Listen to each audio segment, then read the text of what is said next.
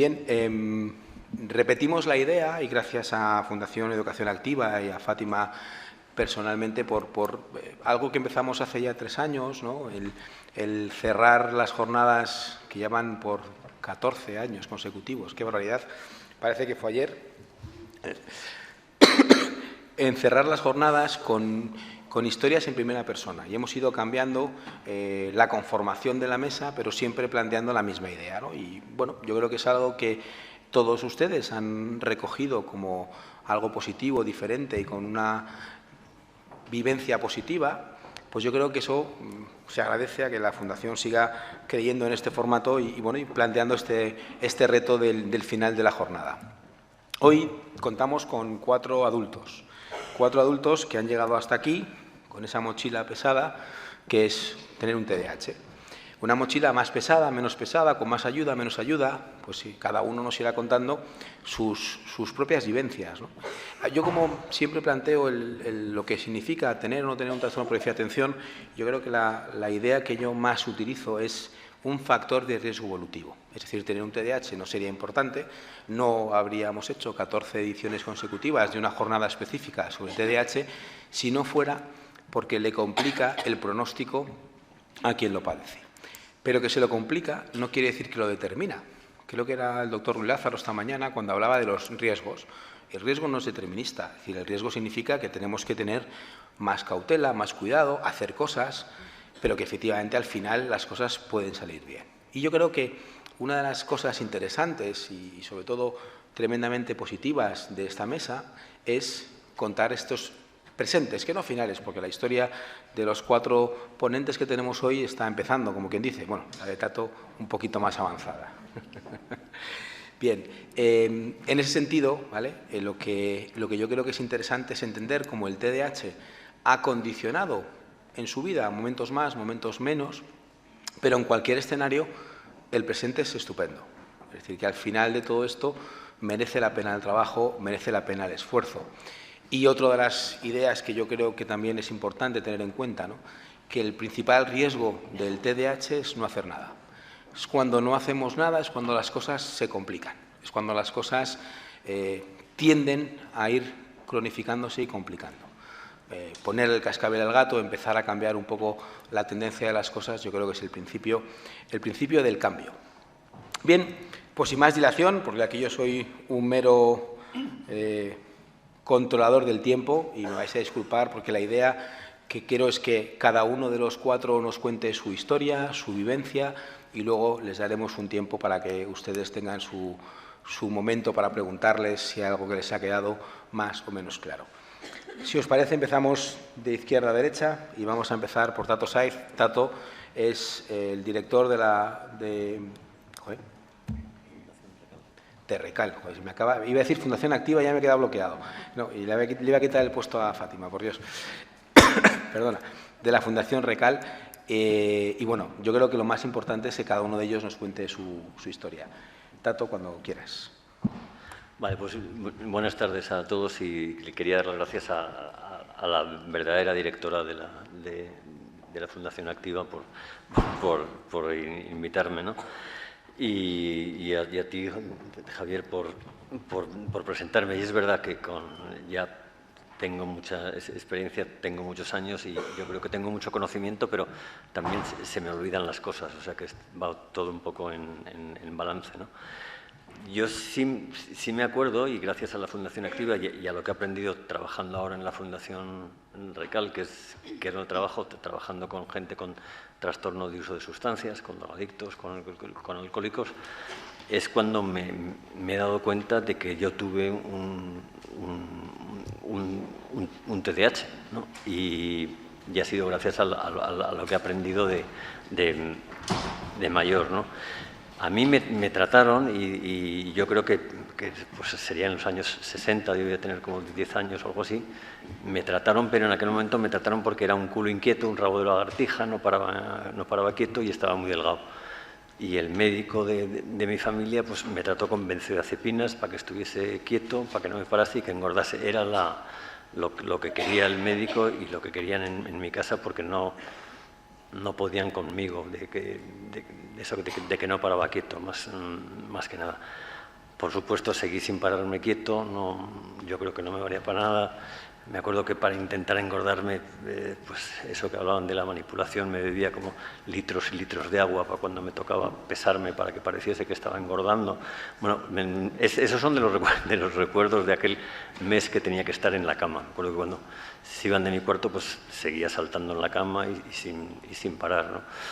Luego lo que sí me acuerdo también es de eso, pues de que me echaban de los colegios, que tenía mucha impulsividad, que sacaba los cuernos a los profesores y de que no me podía concentrar. Yo creo que mi familia me intentó ayudar todo lo que pudo, pues con un profesor particular, para que no me podía concentrar, no sacaba las asignaturas.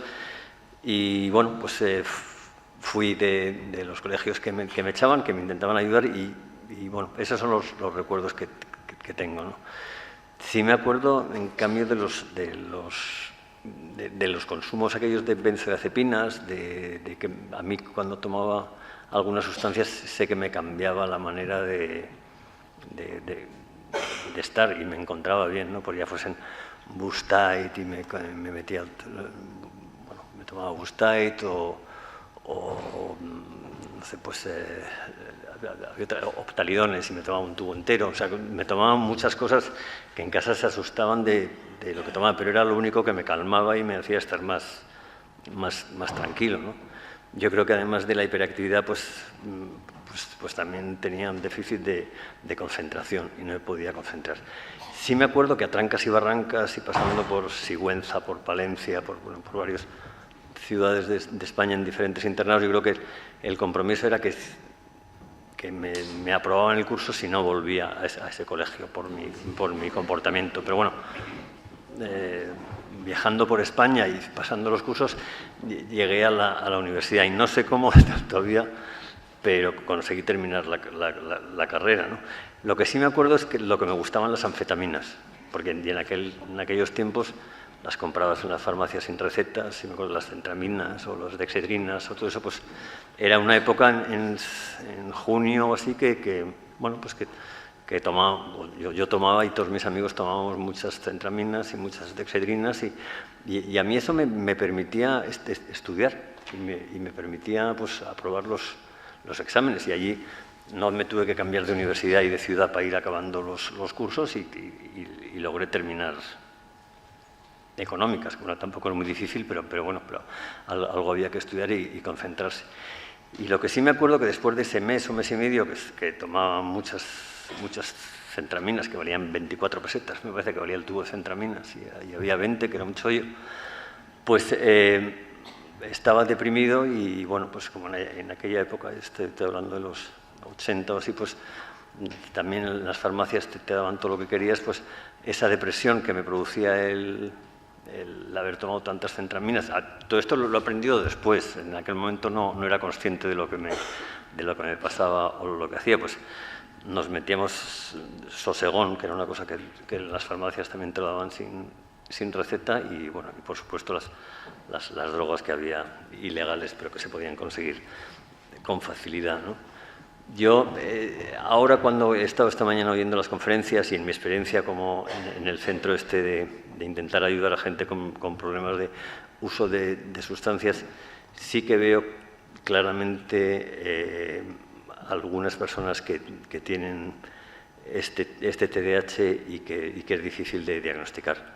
Hay veces que vienen encubierto y hay veces que vienen diagnosticados por algún psiquiatra encubierto con otro diagnóstico, ¿no? De pues, bipolares o antisociales o eso, y yo creo que verdaderamente lo que tienen, y se comprueba porque tenemos una buena psiquiatra que les medica bien, que cuando están bien medicados, pues por lo menos ese sufrimiento, yo creo que el sufrimiento de la persona que tiene un TDAH se normaliza y empiezan a tener una vida normal.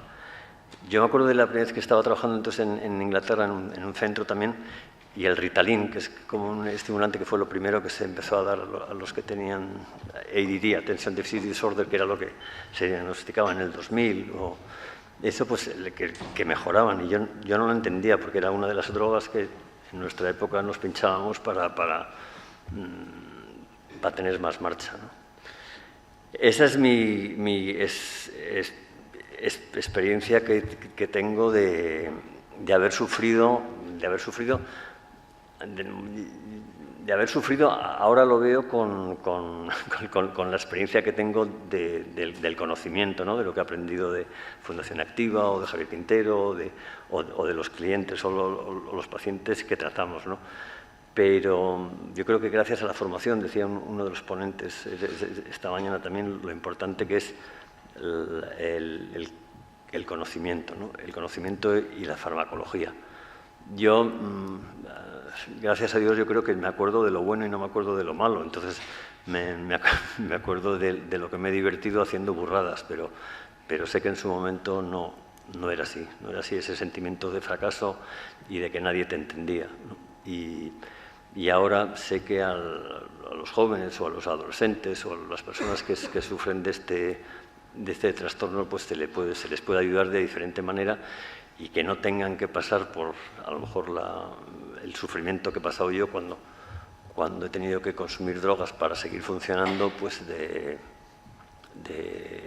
tener una vida mejor. Yo creo que tuve la suerte de tener, además de una familia que me quería, de contarlo con buenos profesionales y de conocerme a mí mismo, mucha terapia, mucha psicoterapia, incluso hasta psicoanálisis para conocerme a mí mismo y cambiar mis comportamientos. Ya llevo 23 años sin drogarme, llevo ya, pero sí que tengo secuelas de cuando me drogaba.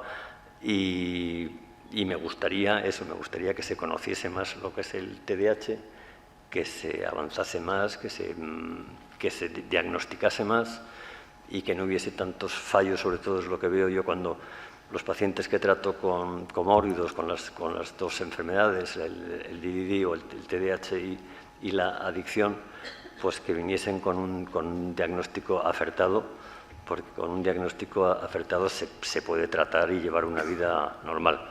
No solamente el TDAH, sino también la enfermedad de la adicción. Y esa es mi experiencia. Yo creo que son siempre, o por lo menos los casos que yo conozco, siempre son el grano en el culo, los pacientes más difíciles, los que nadie quiere tratar, porque son difíciles, pero yo creo que son, quizá porque yo lo he sufrido, los que más reconocimiento tienen para él y luego más genios son, como algunos de mis compañeros que van a hablar ahora, ¿no? Esa es mi experiencia. Desgraciadamente, como fue hace tanto tiempo, no me acuerdo con detalle, pero sí me acuerdo del dolor, del sufrimiento, de la impotencia. Y que eso, como lo único en mi caso que me lo aliviaba era el consumo de sustancias, pues sin quererlo, pues me enganché a varias drogas. Luego, pues con otro modelo de tratamiento, pues he conseguido dejarlo otro. Y bueno, pues las secuelas son físicas, pero llevo una vida normal y intento ayudar a otros que tengan el mismo problema o uno de los dos problemas. Y yo creo que con eso pues ya he hablado de los 15 minutos, que es de lo que me acuerdo, más o menos. Y muchísimas gracias, Tato.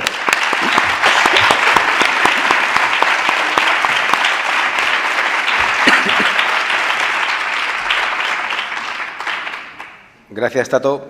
Bueno, yo creo que aquí dejamos dos ideas encima, ¿no? Y que luego, si queréis, volveremos, ¿no? El riesgo de no hacer nada o hacer las cosas mal, ¿no? Que también es un poco con la perspectiva del tiempo, ¿no? Lo comentábamos en la comida, con la perspectiva del tiempo, evidentemente su entorno hacía lo que pensaba que tenía que hacer, pero probablemente era lo contrario de lo que en realidad necesitabas. Pues una de las cosas que efectivamente en los años 60 pues, se utilizaban las benzodiazepinas para el control del síntoma. Es que es muy inquieto, pues vamos a darle ansiolíticos, no es muy nervioso, ¿no?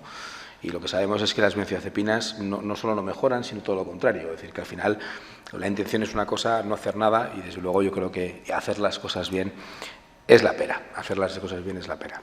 Y al final, efectivamente, una de las características importantes es que también volveremos después, es la autoobservación, el conocerse bien. Y yo creo que eso es, ahí Tato nos da una lección estupenda.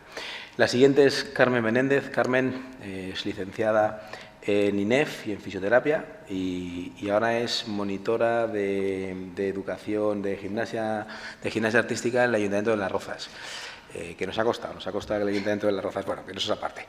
Bien, nos ha costado, el Ayuntamiento de Las Rozas haya puesto muy rígido en sus permisos, pero bueno, eso es otra historia. Bien, Carmen, cuéntanos tu historia, por favor. Bueno, primero buenas tardes a todos y muchas gracias por invitarme al comité organizador y al doctor Quintero. Bueno, mi historia es un poco diferente, tiene que ver con el deporte. Cuando yo era niña, pues como ha dicho mi compañero, pues nos caracterizamos siempre por tener pues un poco de nervios, no parar, en fin, desquiciar un poco a tus padres de vez en cuando, pues ese tipo de cosas, ¿no? Y yo no tuve un diagnóstico hasta que fui bastante mayor, cuando acabé el bachillerato. Cuando estaba en la ESO, a mí me costaba mucho estudiar y era muy frustrante, yo creo que es la palabra más acertada, el estudiar y ver que no había resultados, que tú lo intentabas, lo seguías intentando y no llegabas, o mejor dicho, llegabas más tarde que los demás. Y eso al final crea un desequilibrio emocional, por lo menos bajo mi punto de vista y mi experiencia, y me creaba una desmotivación. A mí no me gustaba ir al colegio, no me gustaba ir a clase y no me gustaba estudiar porque yo pensaba que no se me daba bien y que realmente no valía para eso. Pero no era así, simplemente pues tienes una dificultad, aunque en ese momento no estaba diagnosticada, pero tú sabías que algo pasaba, ¿no? Para mí el déficit de atención creo que ha sido un reto. A mí me ha ayudado mucho porque me facilitaba mi capacidad de superación. A mí, como ya he dicho, me costaba mucho conseguir las cosas, pero otra de mis características es que soy muy cabezota, entonces pues al final lo conseguía fuera como fuese. Entonces, también sí que es verdad que cuando yo era pequeña decía pues que yo podía sola, yo podía hacer todo sola, no hacía falta profesores, no hacía falta nada. Entonces, ¿qué pasa? Que llegaba el momento pues, y te caías y te dabas cuenta de que, pues, que a lo mejor sí pasaba algo, ¿no? Y tuve la suerte, yo creo, de toparme con uno de mis profesores del colegio que se dio cuenta de que yo, por ejemplo, en clase de lengua leíamos en alto. Pues yo nunca tenía libro. Yo perdí el libro el primer día y nunca más volvió. ¿Por qué? Porque yo no sabía leer en alto. Me costaba mucho, los demás todos sabían leer, entonces pues yo decidí que el libro se quedaba en casa y así no había problema. Entonces el profesor se dio cuenta y un día en el recreo pues me dijo que sí podía ir a su despacho y me hizo leer en alto durante mucho tiempo. Y en ese momento le odiaba, evidentemente, me quitó el único momento del colegio que era pues, divertido, ¿no? Ir al recreo. Y me tocaba ir a leer, pues bueno. Pero ahora me doy cuenta y siempre le daré las gracias por eso. Y yo creo que una labor muy importante, aunque no tengas un diagnóstico, es la del docente y también la de tu familia. Al final, también he tenido mucha suerte en que mis padres y toda mi familia no sabían qué pasaba, pero algo pasaba. Y siempre me han apoyado, nunca me decían, es que has suspendido. No, siempre sacaban algo, lo que fuera positivo y un refuerzo hacia mí. Es decir, a mí me gustaba cambiar los muebles de sitio, pues yo cambiaba mi habitación de sitio por tercera vez y mi madre, pues qué bonito, en vez de enfadarse. Pues al final eso también te ayuda, ¿no? Luego, pues, otra anécdota que tengo es mi abuela era profesora del colegio y a mí, después de clase, me ayudaba y me daba clases particulares de todo. Porque, claro, evidentemente, pues, cuando no tienes motivación y no te apetece, pues tú sientes que no se te da bien nada. Entonces, siempre le daré las gracias y quiero contarlo porque me parece que lo hizo muy bien. Ella me daba clase, pero ella se adaptó a mi forma de entender las cosas. Es decir, yo me pasaba las 2 horas que estaba en su casa recibiendo la clase haciendo el pino por la cocina o haciendo volteretas por encima de los libros. Y ella en ningún momento me decía, Carmen, para, porque te estoy explicando quién es Napoleón, me da igual. No, ella simplemente se agachaba y me decía, a ver, hija, ¿lo has entendido? Y entonces pues yo le decía, pues sí, pues lo he entendido.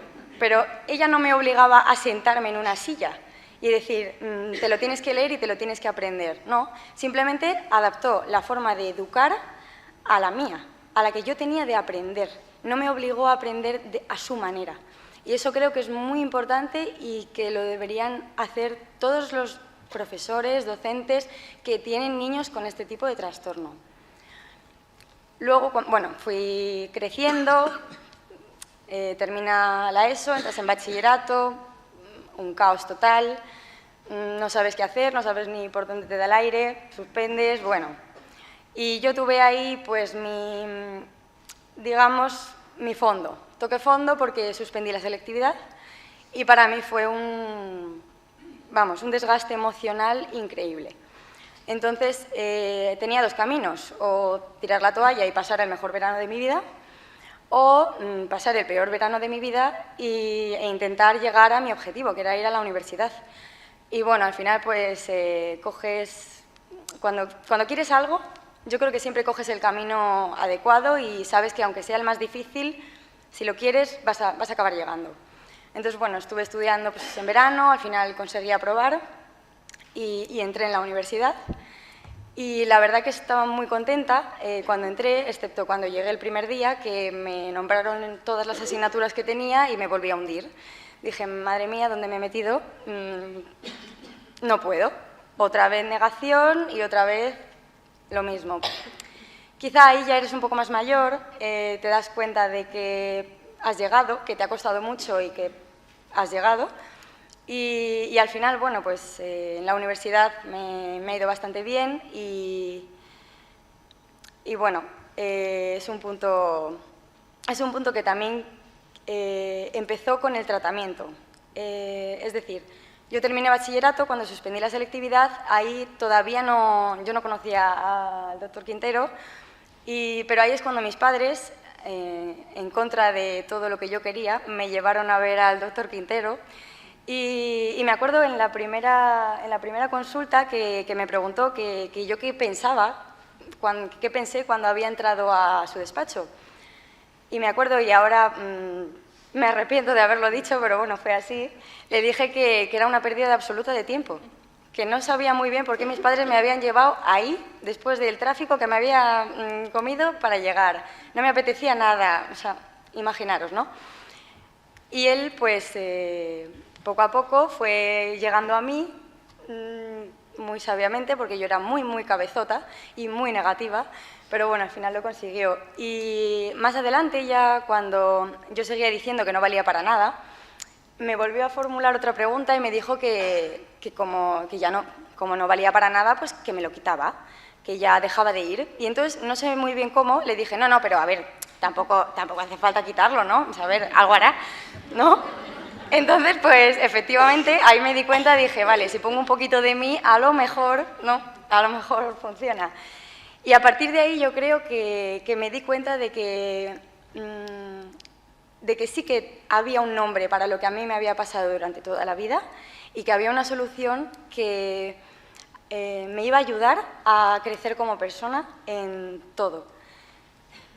Sí que es verdad que mi gimnasia, y lo tengo que decir así, antes del doctor Quintero y antes de la universidad estaba mi gimnasia.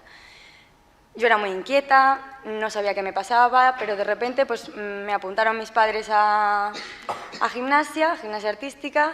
Empecé pues bueno, me acuerdo que nada más llegar dije, madre mía, he encontrado mi zona de confort. He encontrado el sitio donde yo me siento a gusto, donde no voy tarde con respecto a los demás y donde, lo más importante, donde soy feliz. Entonces, sí que es verdad que empecé a evolucionar muy rápido, pese a entrar bastante tarde y fui subiendo niveles y bueno, al final entras en competición y te gusta. Las personas que nos gusta competir y bueno, que somos así un poco hiperactivos, digamos, pues nos gusta, ¿no? Y sí que es verdad que antes de empezar el tratamiento yo tuve la clasificación para el Campeonato de España y me quedé fuera. No me clasifiqué y encima fue el año de la selectividad, o sea, fue el mejor año de mi vida, digamos. Y justo ese año empecé el tratamiento y yo creo que a lo mejor no tiene nada que ver o tiene todo que ver, no lo sé, Pero sí que el año que empecé el tratamiento, yo conseguí mi objetivo académico, que fue entrar en la universidad, y conseguí clasificarme para el Campeonato de España y participar. Y la verdad que yo creo que hasta hace bien poquito no me había dado cuenta, pero sí que creo que tiene mucho que ver. Y bueno, a día de hoy doy clase a niñas de diferentes edades de gimnasia. Y bueno, como ha dicho el doctor Quintero, he estudiado mis 2 carreras, que además he tenido la suerte de que he estudiado lo que me gusta y trabajo de lo que me gusta, que yo creo que eso es muy importante y me motivará siempre.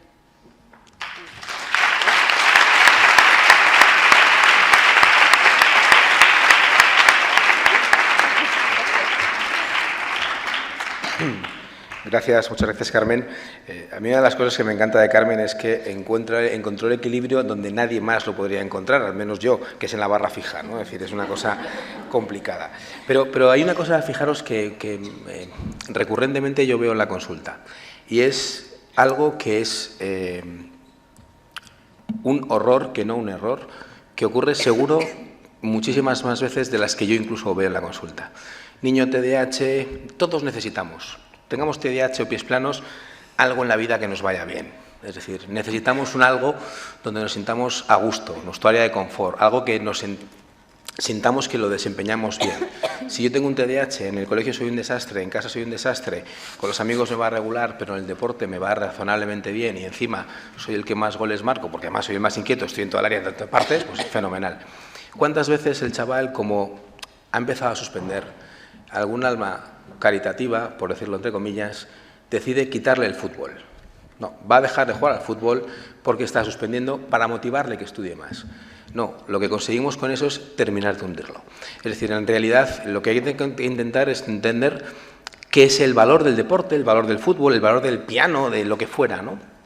Esa actividad donde ese niño con TDAH, sin duda alguna, pero también sin TDAH, se encuentra a gusto. Pero el problema fundamental es que además cuando en el TDAH lo que decidimos es le vamos a quitar el fútbol para que se motive para estudiar. Su problema no es de motivación, su problema es de atención, con lo cual en realidad lo complicamos más. Pero bueno, seguimos y seguimos con Lupe de la Ballena. Lupe es fotógrafo y yo creo que nos lo va a contar ella muchísimo mejor que yo. Bien, buenas tardes. Yo también quiero agradecer a la organización y sobre todo a Fátima que me hayan invitado, porque para mí siempre es muy positivo el repasar el recorrido y lo que significa y lo que no significa el TDAH en mi vida, porque siempre es muy conflictivo para mí. A mí me diagnosticaron TDAH hace 3 años, creo, más o menos alrededor de los 30 años. De pequeña, ahora entiendo que era un poco un caso de libro, pero no era el típico caso que se reconocía en el momento.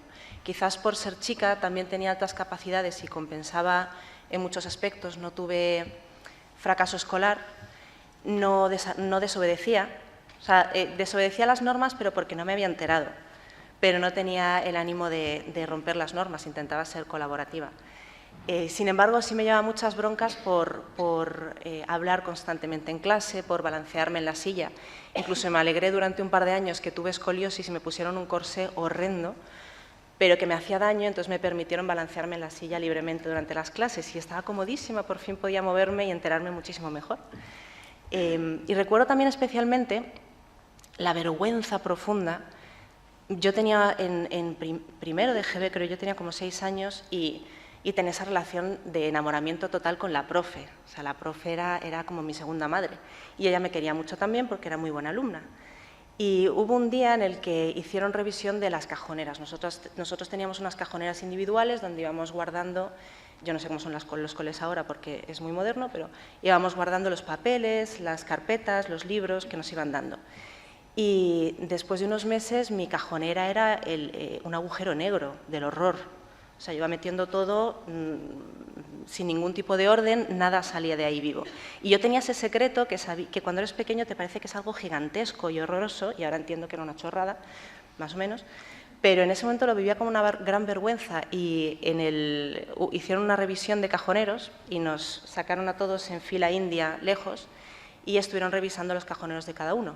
Y cuando vieron mi mesa, mi profe, que tanto me quería, volcó todo el contenido al suelo, y de lo enfado que tenía de cómo podía ser tan desordenada. Entonces, eso ha sido un poco el ritmo de mi vida. En mí los profesores y mis padres veían un gran potencial, buena voluntad, etcétera, pero era incapaz, fallaba como en la primera prueba de la vida, que era como lo básico, hacer lo básico. Era como si todo el mundo, a medida que iba creciendo, y sobre todo cuanta más libertad me daban, cuando mi madre dejaba de estudiar conmigo, cuando los profesores dejaban de ver tus tareas todos los días, como si yo fuera capaz de entender cosas a lo mejor difíciles o profundas antes que mis compañeros, y sin embargo todo el mundo conocía un secreto de la vida que a mí se me había escapado y nadie me había explicado. Como si para todo el mundo vivir fuera muy sencillo y para mí lo más fácil fuera dificilísimo.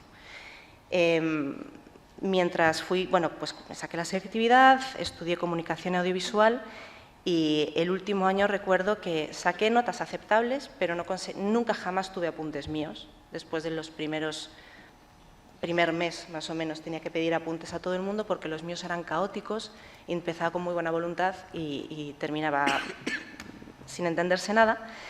Y en los últimos exámenes los estudié con una amiga que me contaba, me leía sus propios apuntes y yo daba vueltas por la habitación como una maniática porque era incapaz de estar sentada y de estudiar. Sin embargo, tuve la suerte de sacarlo bien. Y eso fue un poco una trampa porque no llegaba a tocar fondo, no llegaba a haber un fracaso en el que alguien se parara y dijera tú tienes un problema. Y sin embargo, en la autoestima iba haciendo mucha mella, porque yo sabía que siempre iba debiendo favores a todo el mundo, que siempre llegaba tarde a todo, y yo tenía de alguna forma en las relaciones que compensar que había llegado tarde, que me estaban prestando los apuntes, que no me había enterado de nada, que no había traído los libros, etc. Fui a varios psiquiatras porque yo entendía que algo no iba bien, y de lo que me diagnosticaban era de ansiedad, tendencia ansiosa, tendencia depresiva. Me daban tratamiento durante unos 6 meses, perdonad, y al tiempo yo me encontraba mejor, les decía que podíamos dejar el tratamiento, lo dejábamos, y otra vez volvían los síntomas y volví a encontrarme mal, porque la raíz, el por qué yo estaba ansiosa o deprimida, no era porque me faltara ninguna sustancia, era porque era una incapaz para la vida normal. Y eso me frustraba enormemente. Después, cuando tuve mi primer hijo, la vida se hizo infinitamente más difícil, porque si de adolescente te pasas el día tirado en la cama porque no eres capaz de vestirte y salir a la calle o de decidir qué plan vas a hacer, pues tú sufres, pero alrededor no pasa nada. Pero un hijo, si no come en unas cuantas horas, pues se muere, entonces no quieres que eso pase. Y conseguí hacer las cosas con un nivel de estrés y de ansiedad que me bloqueaba para todo lo demás. De forma que ya en una de estas que estaba yendo entre psiquiatra y psiquiatra, por casualidad, bueno, no voy a contar exactamente la anécdota porque es un poco largo, pero descubrí los síntomas del TDAH en Internet, del que yo no conocía, que yo sabía que había niños que se movían mucho y ya está.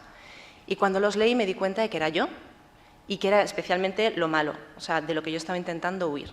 Y nunca lo había conseguido juntar todo, no tenía la idea de que llegar tarde y que me costara irme a dormir y que me costaran los sitios con mucho ruido y que no fuera capaz de organizarme, todo eso tuviera una misma raíz. Entonces fui a hacerme el diagnóstico, me dijeron, hija, eres de libro, y comencé la terapia. Por desgracia, no he encontrado, durante bastante tiempo, no encontré un medicamento que me funcionara. Probé Concerta, no fue bien, pero de repente encontré el Stratera, que es un tratamiento no... ¿Cómo se dice? No estimulante. Gracias, no estimulante. Y fue como magia. O sea, de repente vi cómo vivís, bueno, o vive la gente que está bien. Y era como si en un videojuego de repente me hubieran pasado el modo fácil cuando yo había empezado jugando en el modo experto. O sea, yo hacía un esfuerzo y ese esfuerzo tenía un resultado. Y era como, esto ocurre. Normalmente mi experiencia es que yo hago un esfuerzo y luego Dios dirá. Y no tengo ni idea de si mi esfuerzo va a tener una recompensa o no. Y descubrí que yo llevaba esforzándome muchísimo durante toda mi vida y que no había sido consciente, que me había machacado pensando que no lo intentaba lo suficiente, cuando si yo miraba mis hábitos, a lo mejor me quedaba hasta las 5 de la mañana para poder terminar algo a tiempo. ¿Qué pasa? Que con ese medicamento lo terminaba a las 6 y me iba con mis hijos y tenía una vida normal. Hay un videoclip que no recuerdo muy bien qué canción era, pero que es un señor que sale de la calle prendido en llamas, corriendo, y va haciendo cosas en llamas, normales. Y mi sensación cuando no tomo la medicación es esa. O sea, yo voy haciendo las cosas, pero mal, en llamas, y de repente era posible hacerlas bien. El problema es que por un síntoma, por un efecto secundario, he tenido que dejarla, lo cual ha sido un grandísimo drama personal, pero me ha dado la oportunidad de entender qué es lo que me ocurre, porque he tenido una ventana en lo que sería un cerebro normal, y por otra parte, algo bastante positivo, que es ver que se puede, que también sin medicación y también con los síntomas puedo construir una vida feliz y positiva.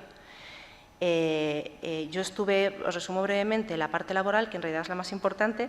Yo estuve trabajando en ONGs, en una agencia de publicidad, en la universidad, e iba dando tumbos de un sitio a otro. Y todo el mundo tenía esa sensación de que yo tenía potencial, pero nunca llegaba a hacer nada realmente potente o interesante. Y yo vivía muy frustrada ese potencial perdido.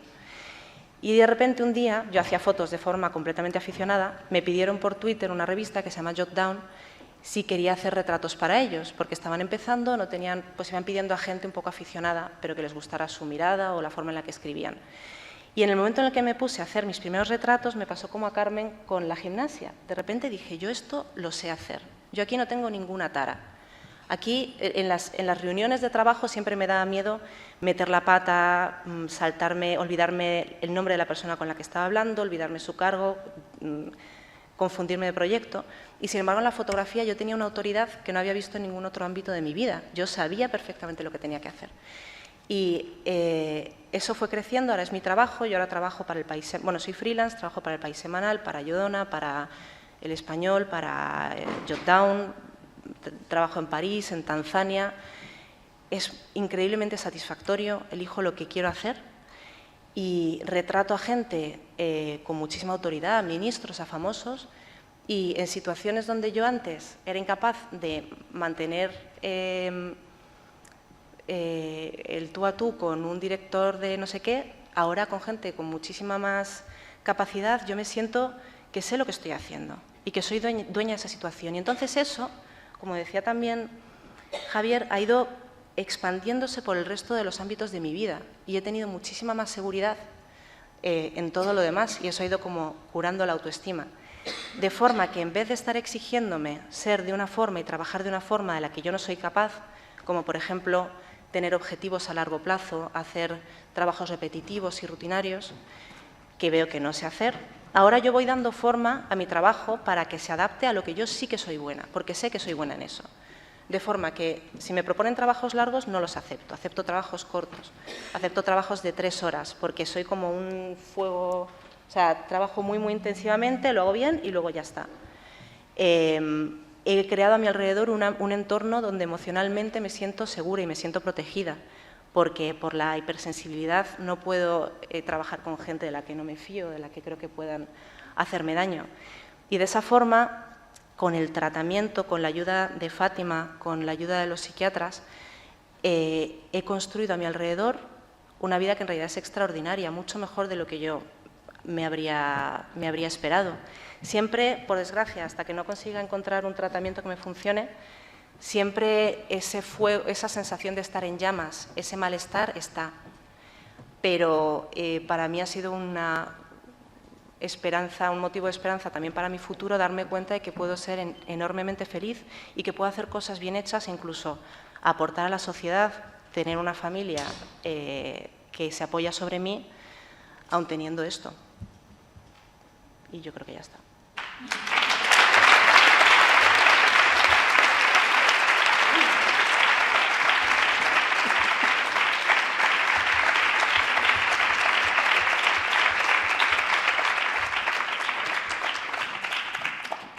Muchas gracias, Lupe. A mí hay una cosa que me ha gustado mucho, y al final es la idea de darme un punto de apoyo y mover el mundo, ¿no? Es decir, al final todos tenemos un talento, aunque tengamos un TDAH. Es decir, yo creo que, o pies planos, es decir, tampoco es cuestión de, pero en los chavales con TDAH es fundamental encontrar ese espacio de confort, ese talento que a veces está en una barra, que a veces está detrás de un objetivo, ¿no? Es decir, pero ese talento que le va a hacer y le va a permitir sobre ese espacio poder construir el resto de su vida, ¿no? Muchísimas gracias, Lupe. Bien, last but not least, ¿vale? Dejamos a Javier Estevez, que es psicólogo, y nos va a contar su vivencia particular con su mochila de su TDAH. Buenos días, ¿se me escucha bien? Yo mejor me voy a levantar, que lo de estar sentado es un poco un esfuerzo.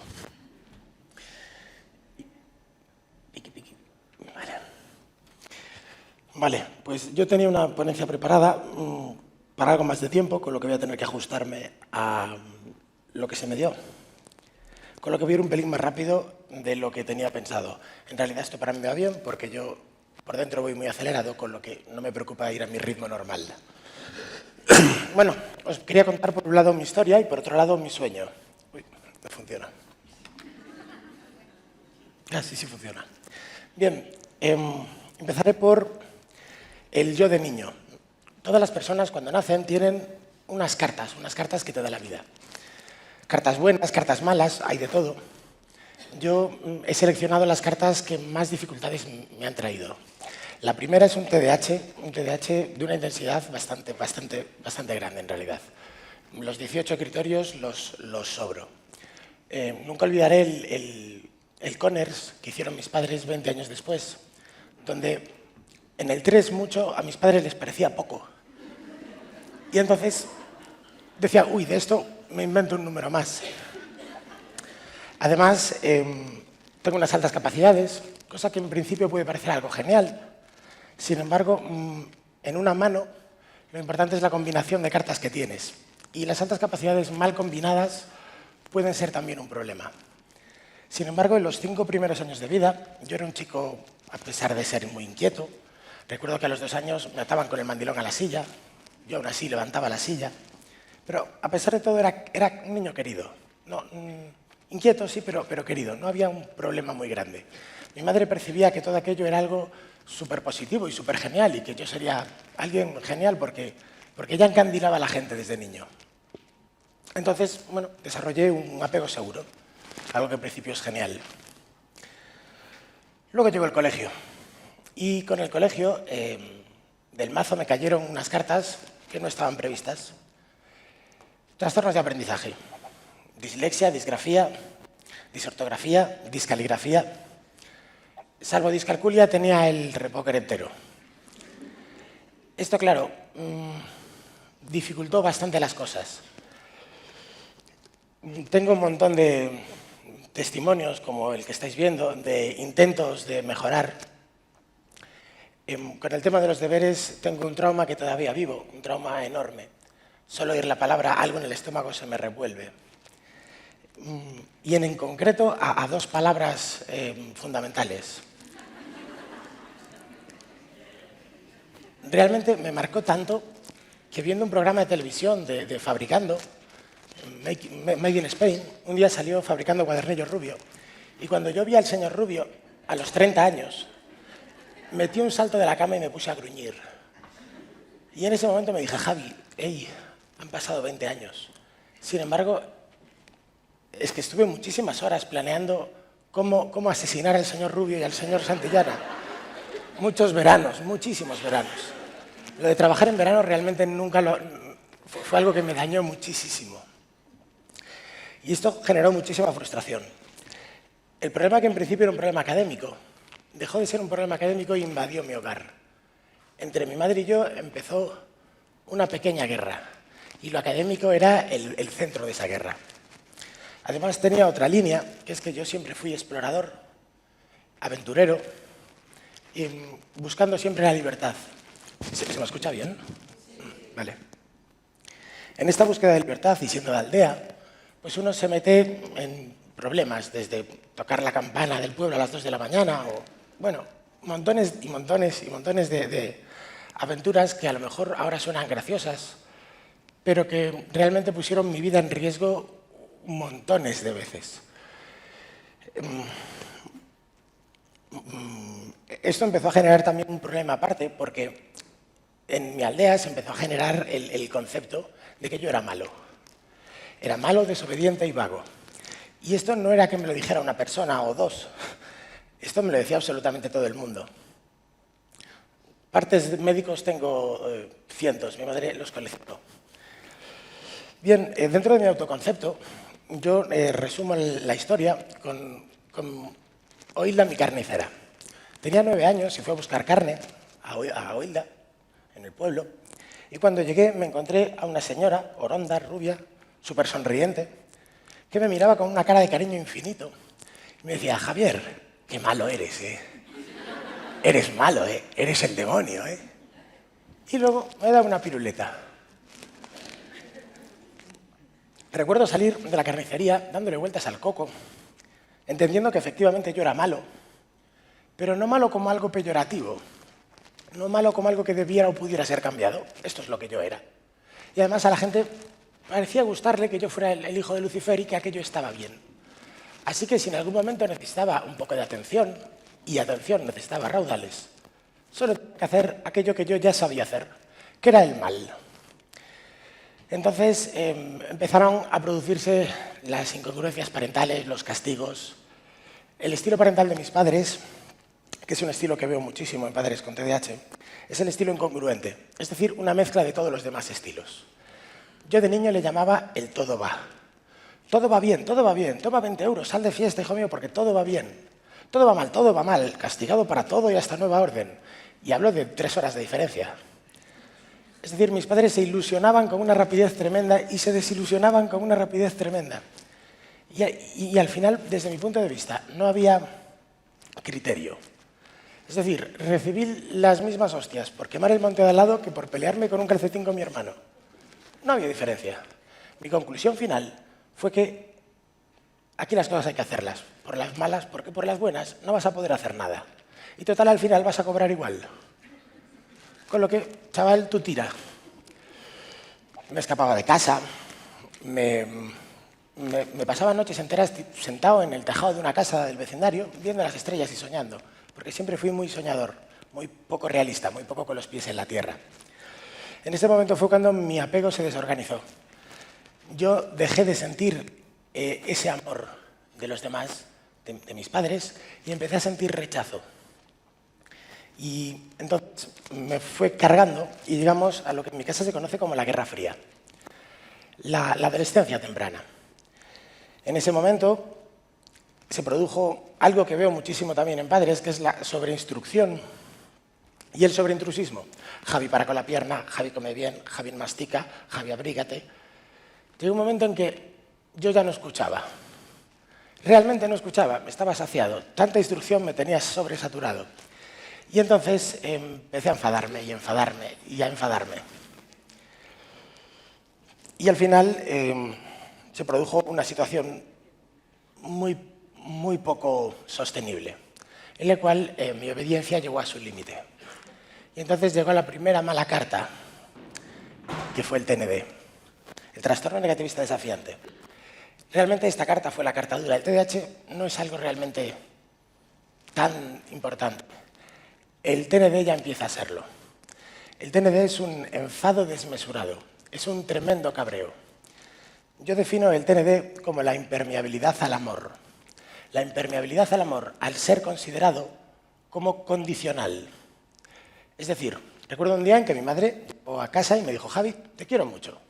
Y yo dije, qué guay, mamá, que me quiere. A los 15 minutos mi madre entró por la puerta gritando, me ha llamado la profesora que no has llevado los deberes.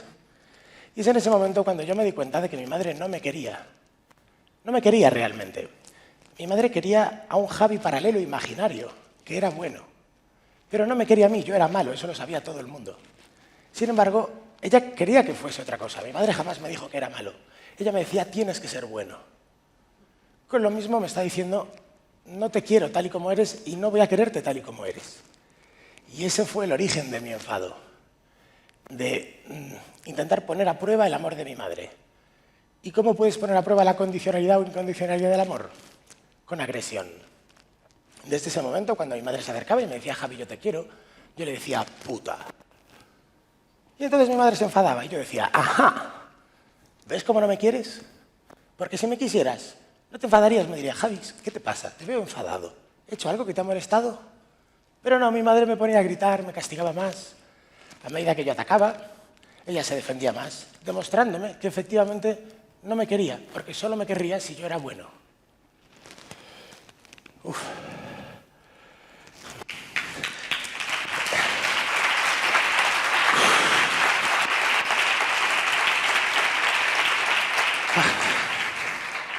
Entonces empezó el recorrido de los clínicos. Empezaron a visitar a médicos, a psicólogos, a psiquiatras, un total de 18.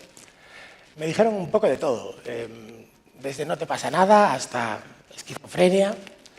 Uno que me hizo mucho daño, a los 14, fue uno que me dijo que mi problema es que era superdotado. Mi autoestima se fue al carajo. En ese momento me hundió. Yo sabía que era listo, pero yo qué sé, intentaba decir a ver si es que soy tonto. Y con esto me defiendo. Y llegó este tío y me dijo, no, tu problema es que eres superdotado. Y entonces me dije, Dios mío, ¿y si soy superdotado? Entonces sí que tengo que estar mal hecho. Porque todo me va mal. ¿En qué momento voy a si no es un problema en la cabeza, ¿de qué es? Y entonces ocurrió la desconfianza en los clínicos. En mí ocurrió desde el principio. Mis padres tardaron bastante más tiempo en llegar a esta conclusión. Al principio me daban las pastillas, el Ciprex, Ategret, bueno, un montón de cosas. Yo me la tomaba 3 días y luego al calcetín. Y así fue durante bastante tiempo. Entonces me encontré con una mano complicada y pasó lo que habitualmente ocurre, que es que yo estaba absolutamente perdido y llegó la carta que suele ser el catalizador de las demás, el trastorno por abuso de sustancias. Tuve relativa suerte porque los porros hicieron en mí lo que se supone que tiene que hacer la droga, calmar. Hay otras personas que los porros no les sientan bien y siguen buscando otras. Yo no seguí buscando otras, entre otras cosas, porque esta me calmó. Sin embargo, esa calma tiene un precio alto. Sí que me gustaría decir que tenemos el tema del consumo de canutos en general demasiado normalizado. Sale un presentador por la tele y hace un chiste, como que no pasará nada, como que, bueno, ese solo es. Puede que sea cierto que haya algunas personas que solo es, pero os aseguro que hay otras para los que esto no es algo pequeño. Se ha convertido en un problema y aunque llevo bastante tiempo limpio, de vez en cuando tengo pesadillas todavía, con que me encuentro uno y lo tiro por la ventana. Lo que quiero decir es que no es ninguna tontería, que depende de en qué cuerpo caiga, una sustancia funciona de una manera más potente o menos potente. A los 16 años ocurrió la bomba, entre el tema de los consumos, que mi padre obviamente no aceptaba. Y aunque fuera una guerra con mi madre, porque esto fue una guerra con mi madre, mi padre intentó intervenir de todas las maneras posibles, entre ellas con la violencia. Y yo respondí con la misma moneda. A los 16 años me fui de mi casa con 4 policías delante y 4 detrás. Y desde aquel momento mi casa dejó de ser mi casa y pasó a ser la casa de mis padres. Durante un tiempo, sobreviví. A pesar de esto, no dejé de ir al instituto, no dejé de querer estudiar. Era algo que siempre tuve claro. A los 18 años vino la tregua con mi madre. Yo estaba en COU, el cual, por cierto, cuatripití. Y a pesar de cuatripitirlo, creo que fue lo mejor que puedo hacer en mi vida. Lo mejor que me ha pasado en la vida ha sido cuatripitir COU. La tregua, que es lo que os quería contar, vino un día que mi madre se acercó y me dijo, Javi, te quiero mucho y te llevaré pasteles a la cárcel todos los domingos. Esa frase, que a lo mejor para otro no significa nada, para mí lo significó todo. Porque me dijo, Javi, te quiero. Y te quiero malo. Y te quiero igualmente y te llevaré los pasteles a la cárcel si eso es lo que te andas buscando. En ese momento yo empecé a amainar de una manera muy grande y en muy poco tiempo pasé de tener una pelota de odio infinito hacia el mundo a ir poco a poco calmándolo. Luego apareció mi hermano mayor, que hasta entonces se había mantenido un poco al margen de la guerra. Me rescató, me llevó a La Coruña con él y empezó una vida distinta para mí. Fue esos años que estuve en COU año tras año. En esos momentos yo tomaba café a jarras, compraba Durbitan, hacía cosas que no entendía por qué las hacía. Estudiaba con jarras de agua fría, con hielo, y con dolor me hice un collar donde me iba haciendo daño. Y me di cuenta que con el dolor y con el frío estudiaba. No entendía nada. Yo realmente hacía las cosas por impulso, como los toros. Y entonces ocurrió bueno, el resurgir, que fue que mi padre vio una noticia en el periódico donde a un futbolista del Depor se le diagnosticaba TDAH. Cogió la autocaravana, se puso en Coruña, me dijo que nos íbamos de fiesta a Barcelona y me subió a la autocaravana, yo accedí a irme de fiesta. Y luego me dijo que íbamos a ir a ver a un médico. Yo nunca me negué a ir a médicos, me parecía bien. No confiaba nada en ellos, pero obviamente a mí me pasaba algo. Y entonces conocí al señor Ramos, a Tony, el que ahora mismo es y siempre será mi mentor, y una de las personas que hizo el cambio más radical en mi vida, que fue diagnosticarme de TDAH. Tenía 20 o 21 años. A la vuelta, en ese viaje en autocaravana, mis padres no pararon de llorar. Yo todavía no me podía fiar.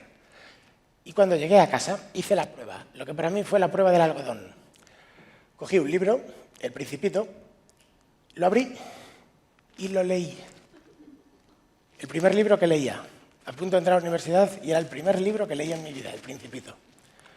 Cuando cerré El Principito, ahí sí, partí y lloré un tiempo. No voy a decir que fuera poco, pero medio verano. Bien, y este es el fin de mi historia y el principio del motivo de mi vida ahora mismo, a lo que decidí dedicarme mi vida. Decidí dedicar mi vida desde aquel momento a cambiar el mundo para que nadie le pasara otra vez esto. Y me puse a estudiar. Me hice psicología, psicopedagogía, pedagogía, un máster, estudié y me marqué 3 objetivos en la vida. El primero es transformar el sistema de salud mental. Como podéis ver, mis 3 objetivos son muy realistas y con los pies en la tierra, porque no soy nada soñador. Bien, quiero terminar con los psicólogos independientes en su despacho y con los grupos de profesionales de una misma escuela que se juntan para darse la razón y pasar a un modelo en el cual profesionales de distintas escuelas, de distintas categorías, no solo un psicólogo y un logopeda, sino dentro de la psicología, un conductista, un humanista, gente de muchos perfiles, se unan en un grupo mirando a la misma patología y focalizándose en la misma patología. Para esto creé Unidad Focus, que es mi unidad en La Coruña, que ya estamos funcionando y en realidad estoy bastante orgulloso de todo lo que estamos haciendo. Mi segundo objetivo es transformar el sistema educativo, un objetivo más difícil que el anterior en realidad. El proyecto, que aún está en pañales, la verdad, llevo 3 años, se llama Focus Aula y consiste en generar grupos de transformación centro a centro que se metan dentro de un centro y lo transformen desde dentro. Y lo transformen en 3 fases. La primera fase es formación al profesorado desde dentro del aula, en habilidades básicas que jamás les enseñaron. La segunda, cohesionando grupos para que se estabilice el cambio. Y la tercera, transformando la metodología. Y la tercera, que aún no ha empezado, es instaurar la EPO, la educación parental obligatoria. Y quiero una ley igual que hubo la ley de educación, pues quiero una ley de educación parental obligatoria. Desde ginecología, estás embarazada, 1 hora a la semana a clases. Sé que esto parece una tontería, o si no una tontería parece iluso por mi parte, y ando maquinando en mi cabeza cómo llegar a algo tan grande. Sin embargo, me pregunto cómo podemos vivir en una sociedad donde nos enseñan a atarnos los cordones, o quién es el segundo hijo de Isabel la Católica, cuando es algo que no nos hace felices. Y sin embargo, no nos enseñan a ser padres, que es la mayor fuente de felicidad de todas las que tenemos. Espero no haberme pasado con el tiempo y muchas gracias.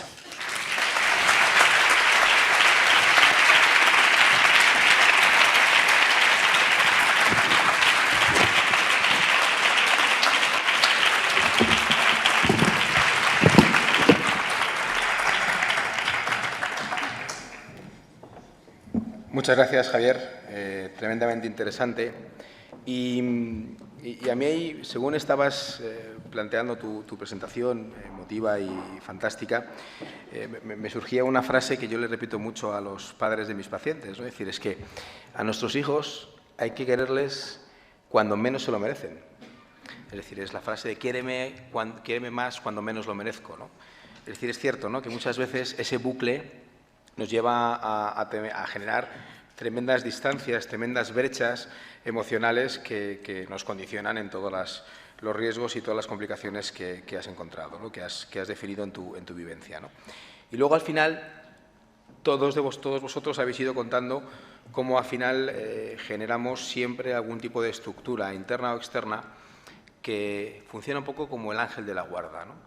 El problema es que no todos tenemos ángel de la guarda, o no todos nuestros chavales con TDAH tienen ese ángel de la guarda, o tienen esa capacidad interna con una alta capacidad que te permite compensar, o tienes una abuela que genera una adaptación metodológica en casa en vez de en el aula, o tienes un profesor que de alguna manera cree en ti y te da esa dosis de autoestima de la que careces pero que tanto necesitas, ¿no?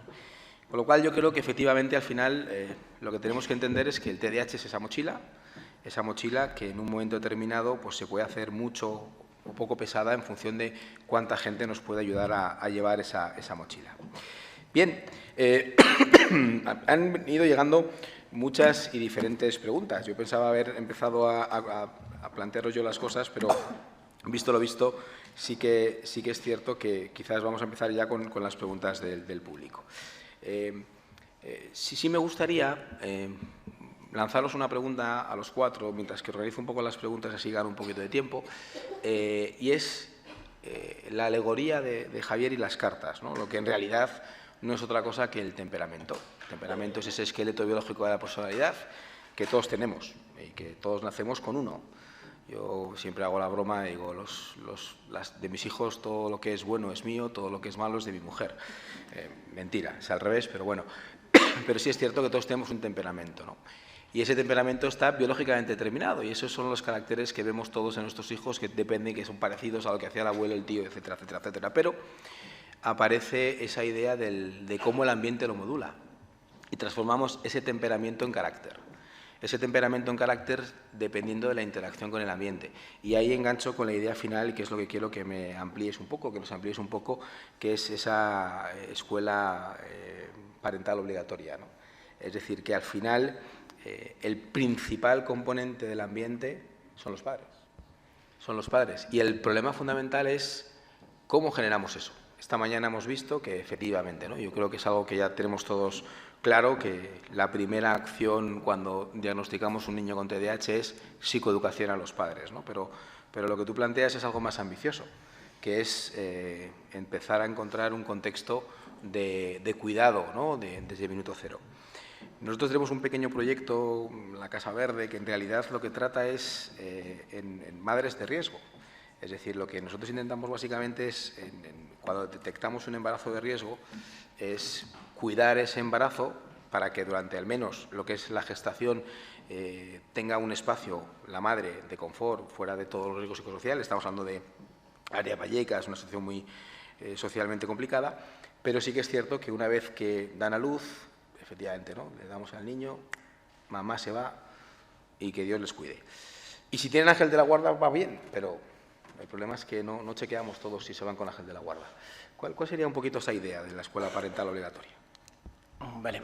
Bueno, lo primero, llevo ya varios años teniendo grupos de padres. De hecho, hay por aquí alguien que ya ha estado. Y tengo un poco una idea, lo que pasa es que voy siendo muy modificado, de lo que debería hacerse. Yo las clases las divido en 3 zonas. Una zona de aula invertida online, cada uno en su casa, de investigación de cosas. Una zona de teoría. Y luego teatro para padres, que es algo que empecé a hacer el año pasado y es brutal. Todas las estrategias que tú entrenas en teoría o que tú las dices, cuando llegas a teatro para padres y las pones en marcha, es cuando los padres realmente enganchan, porque al final si no haces, no aprendes. Y bueno, esto que os voy a contar ahora os va a parecer una idea de bombero. Yo tengo muchas ideas de bombero, miles, tengo una habitación entera llena de pizarras con ideas. El plan que tengo ahora mismo, porque esto está muy verde, para poder introducir a nivel nacional la EPO es la siguiente. ¿Conocéis la serie Modern Family? Bien. ¿Y conocéis Masterchef? Masterchef tiene una revista de Masterchef que es un suplemento. Bien, pues mi idea para iniciar con la conciencia social, que es un principio, es hacer una serie del tipo Modern Family donde el espectador sea el psicólogo. Es decir, esas entrevistas que se hacen con el espectador serían con el psicólogo. Con una familia así diversa, como la de Modern Family, y con un montón de situaciones parentales. En paralelo, en Internet, tendrías la revista, o sea, la opción de formación, donde los mismos actores interpretan las mismas situaciones con distintas estrategias. ¿Qué ocurre si hago una extinción en aquí? ¿Qué ocurre si hago un modelado aquí?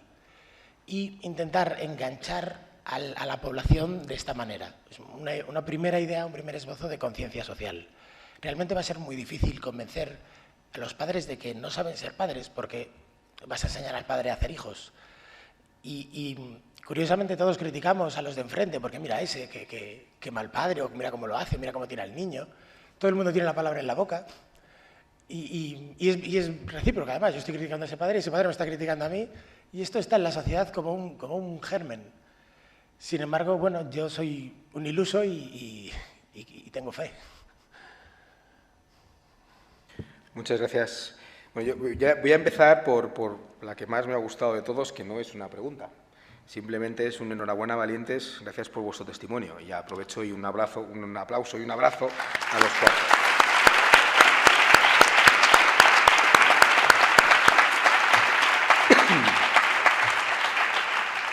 Vamos a empezar con algunas, las voy a intentar organizar por grupos y para Tato, nos preguntan, a tu criterio, ¿cuál crees que es la peor consecuencia de tener un TDAH? Es la desesperación de saber que te pasa algo sin saber lo que es. Es una búsqueda de una solución a algo que no tienes. Yo creo que es esa desesperación, yo creo que lo ha explicado el compañero, también saber que te pasa algo, pero que tú no lo sabes ni nadie te ayuda a encontrar la solución. Eso yo creo que es una desesperación, saber que te pasa algo y no saber lo que es. Y perdonadme, pero yo os amplío la pregunta. A los cuatro, Carmen, Lupe, Javier, ¿cuál es a vuestro criterio la peor consecuencia de llevar esa mochila del TDAH? Bueno, para mí la verdad que coincido con Tato es que no saber lo que te pasa sabiendo que hay algo. Tú sabes que algo no funciona, pero nadie te dice ni qué es, ni te da ninguna solución. Simplemente tiras hasta que en algún momento tus padres o alguien te ayuda y te dice lo que realmente hay y el nombre de ese problema y su solución.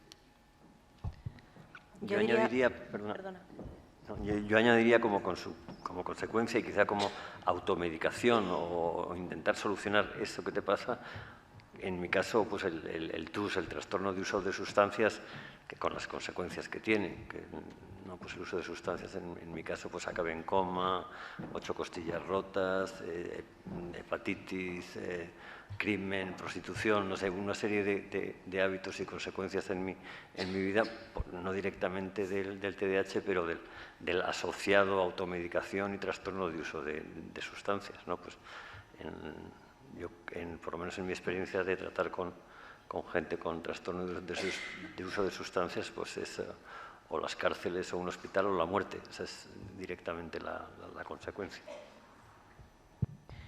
Yo en mi experiencia veo sobre todo, yo diría dos. Por una parte, o sea, cuando ya te lo diagnostican y ya sabes que lo tienes, la dificultad de autovaloración, o sea, como tenemos dificultad a lo mejor de seguir, por ejemplo, a mí me preguntan si ha mejorado algo o qué me ocurre en ciertas circunstancias y no lo sé porque no me acuerdo y me cuesta fijarme.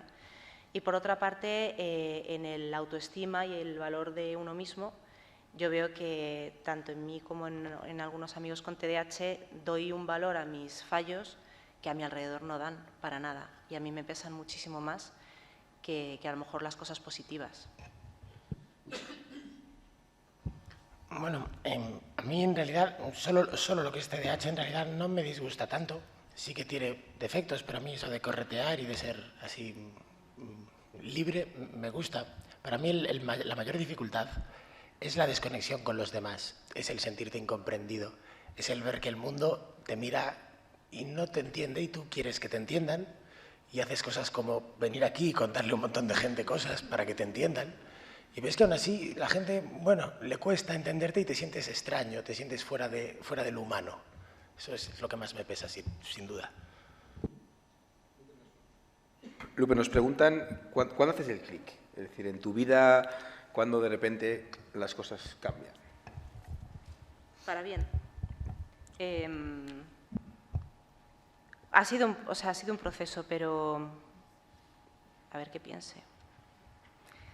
Yo diría sí, sin duda, haber empezado con la fotografía, que he ido acompañado, que fue la consecuencia de haber empezado en las redes sociales, donde empecé a tener un montón de contactos a través de las cosas que sabía hacer, y de repente me dio una imagen y una capacidad de hacer cosas y de tomar iniciativas que no había tenido antes. Yo creo que sería ahí. Alguien explica que tiene un TDAH, que, bueno, que le encanta lo que habéis explicado, pero lleva ya 5 años en tratamiento, ha avanzado mucho, pero le sigue quedando mucho trabajo por mejorar y se queda de alguna manera pues, con la idea de que lo habéis superado todo, ¿no? Y la pregunta es, ¿creéis que vosotros habéis superado todas vuestras dificultades o seguís trabajando en el día a día?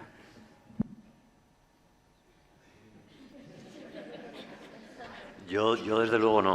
O sea, yo desde luego no, y cada día me lo tomo como pasar ese día, no hacer ese día lo que creo que tengo que hacer, lo que me sienta bien, lo que puedo hacer por ayudar a los demás, que me sienta a mí bien, y me lo planteo como día a día hacer lo que creo que puedo hacer ese día. Si lo pienso más y creo que autoconociéndome más, trabajando en mí mismo, y eso pues voy mejorando la calidad de mi vida y voy teniendo un sentido a mi vida, que es lo que creo que me faltaba, como decía el compañero, en la vida anterior, después de ese cambio. Eso en mi caso, pero luego el camino, la travesía, no vamos, ni de coña, se ha acabado, vamos, cada día es un reto, y sé que me puedo volver a drogar mañana, en mi caso. Y procuro no drogarme hoy. Hoy sé que no me droga hoy. Voy a ver mañana. ¿Quieres preguntar algo más, Javier? Yo no tengo la suerte o desgracia de tener ansiedad, que siempre es algo que... Digo suerte o desgracia porque es un doble filo. Y yo soy una persona dependiente. Es algo que he asumido y que no es que sea genial, pero soy dependiente de Silvia, mi mujer, que es mi ejecutivo central auxiliar, y sin la cual no sé ni qué día soy. O sea, vamos, sobrevivo a base de apoyarme en otras personas. Yo quiero pensar o quiero decirme a mí mismo que ellas también sacan algo a cambio, que no son tontas. Pero vamos, esto me lo digo. Yo también tengo mi córtex prefrontal, es mi marido, y no he superado para nada. O sea, la ventaja ha sido el entenderme y el no preguntarme cada día qué narices pasa conmigo y por dónde abordarlo. Ahora, cuando me frustro, sé lo que ocurre y puedo incluso identificar, y me ayuda, que ha habido ciertas cosas que he podido hacer mejor y que antes no hacía. Pero es todos los días una lucha, y lo más importante para mí es aceptar el hecho de tener una vida donde todos los días se lucha, y abandonar la tentación de que una vida solamente puede vivirse bien cuando no existe esa lucha y por fin esté tranquila. No, esta vida ya está bien y puede ir muy bien. Yo creo que nunca vamos a tener todos los objetivos cumplidos, si no sería un poco rollo la vida, ¿no? O sea, siempre vas a tener algún objetivo, vas a tener algún sueño, ¿no? Y yo creo que a todos diagnosticados, no diagnosticados, a todo el mundo nos ha costado alguna vez algo, ¿no? Si no, seríamos todos perfectos. Y yo creo que tienes que tener un poco de amor propio también, y un poco de ganas, yo creo, de intentar salir de esa situación siempre. Es decir, te encuentras un problema y sí, en nuestro caso hay veces pues, que se te hace un poco cuesta arriba o bastante cuesta arriba, pero si tú quieres y realmente le pones empeño e intentas conseguir ese objetivo, estoy segura de que con ayuda o sin ayuda, pero al final vas a llegar a conseguirlo. Y creo que eso es... para mí, lo más importante de un tratamiento con este déficit de atención e hiperactividad, no solo la medicación, sino el apoyo, y que tú quieras y que tú confíes en ti mismo. Si no, nadie te va a enseñar que tú puedes hacer algo. Tú tienes bajo mi punto de vista. Creo que tienes que aprender a creer un poco en ti también y a decir, vale, me va a costar, pero si quiero lo voy a conseguir y voy a ir detrás de ello. Y eso para las personas con este trastorno como para todo el mundo, yo creo. Y esto enlaza con otra de las preguntas, contestadla si queréis y como queráis. ¿Afecta el TDAH a las relaciones de pareja?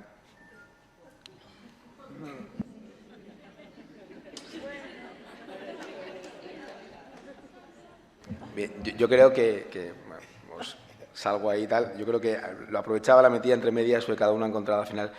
Sí, yo creo que claramente sí, y además yo creo que uno de los equilibrios más importantes, y yo creo que tanto Lupe como Javier, Carmen quiere lanzarse. Bueno, termino la idea y ya te dejo.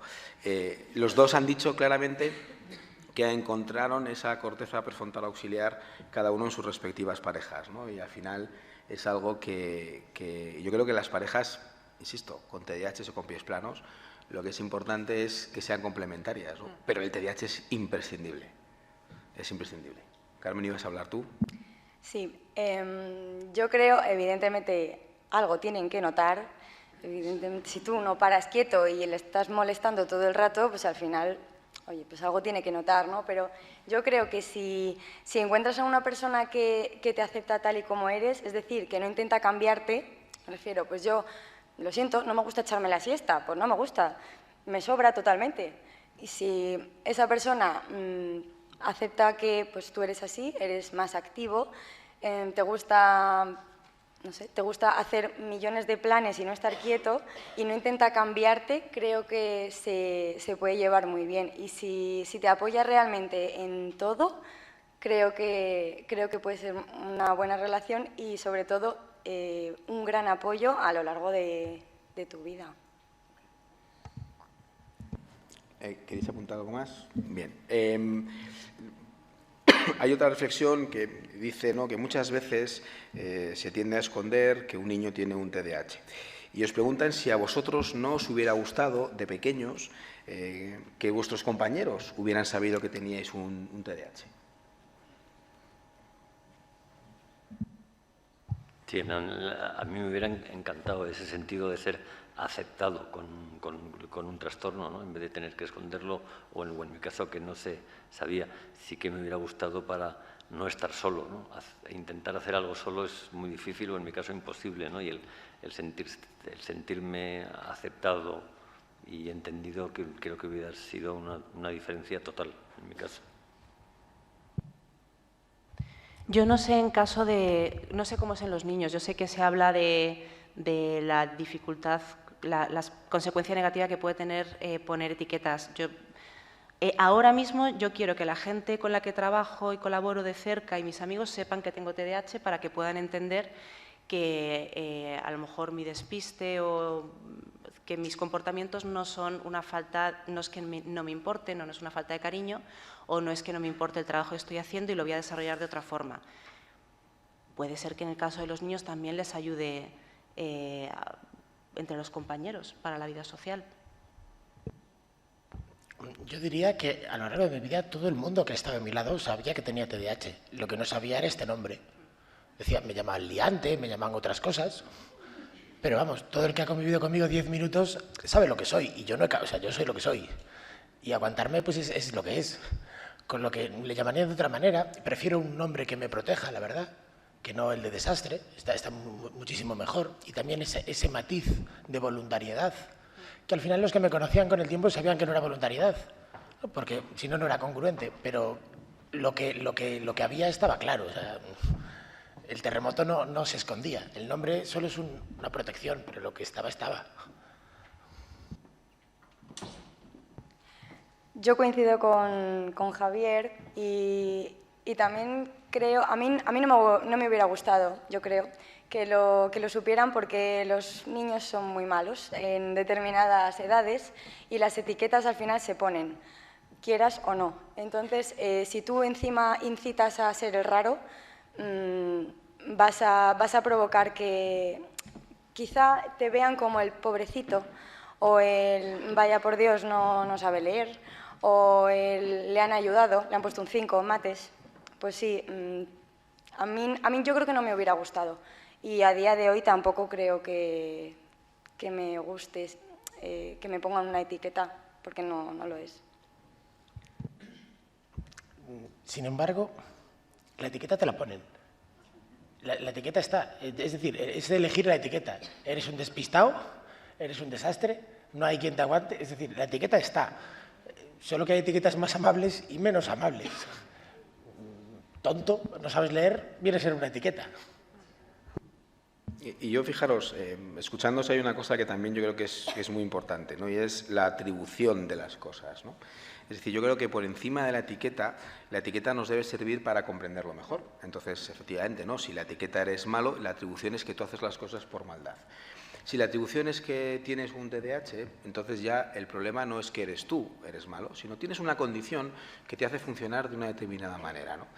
Es difícil porque realmente es una cuestión, pues yo siempre digo, muy particular de cada uno, ¿no? Porque eso es una información muy delicada, ¿no?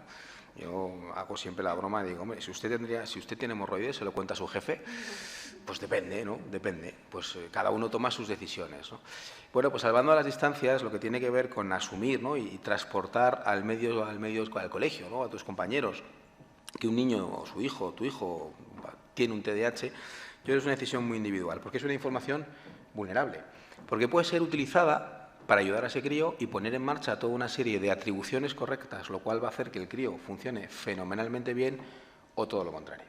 Y eso sí que es persona dependiente, es decir, que al final dependerá mucho del profe, de la maestra, de los compañeros, de cómo se gestione esa información. Sí, por favor. De acuerdo con todo lo que acabas de decir. Sin embargo, os pongo un caso viejo ya, que es el de la homosexualidad. Si un montón de personas no hubieran salido del armario y hubieran soportado las pedradas, hoy en día nada hubiera cambiado. Entonces, sí que entiendo y respeto mucho esa individualidad y esa decisión. Sin embargo, animo a todas las personas fuertes, capaces de levantar la cabeza por encima del resto, a que salir del armario es una forma de ayudar a tus nietos. Yo quería incidir en eso, quizá porque el programa o lo que yo hago para seguir sin drogarme es el programa bueno, en vez de Alcohólicos Anónimos, de Narcóticos Anónimos. Y he estado, y en Estados Unidos que he estado también, hay un grupo de Narcóticos Anónimos que se llaman Double Winners, que son dobles ganadores, que es gente que tiene el problema de ADD o Attention Deficit Disorder y la adicción. Yo creo que el dragón pierde la fuerza cuando se le nombra. Y yo, bueno, pues soy drogadicto, estoy en recuperación, tampoco voy haciendo alarde de ello, pero sí que reconozco que tengo un problema y que no puedo empezar a drogarme como una persona normal, sino que tengo que, bueno, que no drogarme día a día. Y a mí, desde luego, me hace mucho bien el compartir no sé si es enfermedad, pero ese problema que tengo de no poder controlar mi consumo, pues compartiéndolo con otros que tienen mi mismo problema.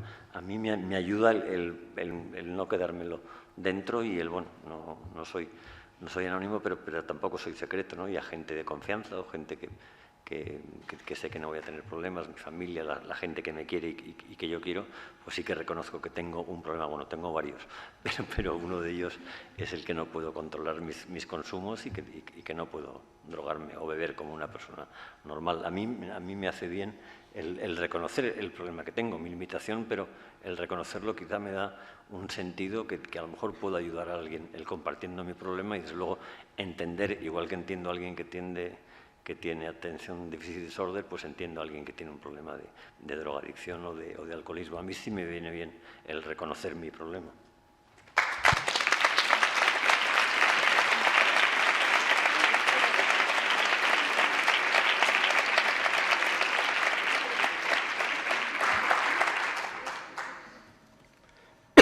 Yo creo que hay una cuestión clave, ¿no? Y es el tiempo y las edades, ¿no? Es decir, que evidentemente yo creo que la pregunta cuando lo pensamos en el niño de 8 años y la capacidad nuestra de tomar las decisiones, ¿no? Yo estoy absolutamente de acuerdo y efectivamente yo creo que con los dos, tanto con Tato como con Javier, esta mesa y la del año pasado y la del anterior giran en torno a eso, ¿no? Es decir, el intentar hacer visible algo que no lo es, ¿no? Y otra cosa diferente es la vivencia individual, ¿no? Que yo creo que es la otra parte donde lamentablemente al final la realidad es muy tozuda y no todos los coles son estupendos, o mejor dicho, o los colegios son edificios sin alma. No todos los profesores son estupendos, ni todos los compañeros de clase van a entender que eso es una razón para echarle una mano, sino para todo lo contrario. Pero creo que es una cuestión también, un debate interesante, y que acciones como esta y la Fundación Educación Activa, desde luego, colabora a hacer más visible cada vez y, por tanto, menos excluyente el llevar la mochila del TDAH, ¿no? Hay varias preguntas y las voy a sintetizar porque todas giran en torno hacia el papel de la medicación que tiene, ha tenido o creéis que puede tener en vuestras vidas, en el TDAH, en vuestra experiencia o simplemente la creencia, ¿no? No tanto, yo creo que al final de contarla, y algunos preguntan específicamente si tomáis medicación, la habéis tomado, la habéis dejado de tomar. Yo creo que es una experiencia muy particular, de nuevo, pero sí que hay varias preguntas que giran en torno hacia vuestra opinión de lo que la medicación ha significado en vuestra vida y, si queréis, lo que la medicación significa en el tratamiento del TDAH. Bueno, en mi caso es mano de santo. Yo soy de estos casos que la medicación es gloria bendita. Sí que es cierto que me encanta no medicarme, me encanta volver a ser un niño, me encanta corretear por ahí haciendo el niño, sin más especificidades, pero también es cierto que cuando tengo un objetivo tengo que hacer balanza.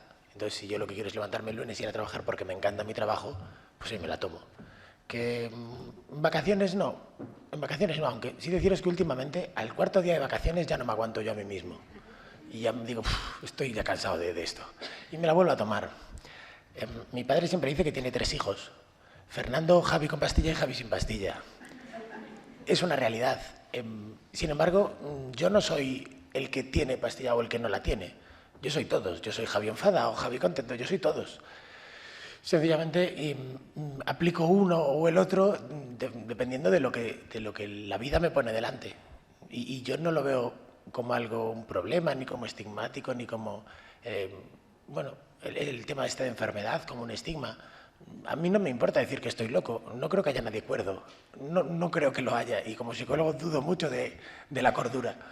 Con lo que no me preocupa esa parte y no me preocupa saber que tomaré la medicación mientras me sea útil. Y si es toda la vida útil, pues genial, y si no, pues también.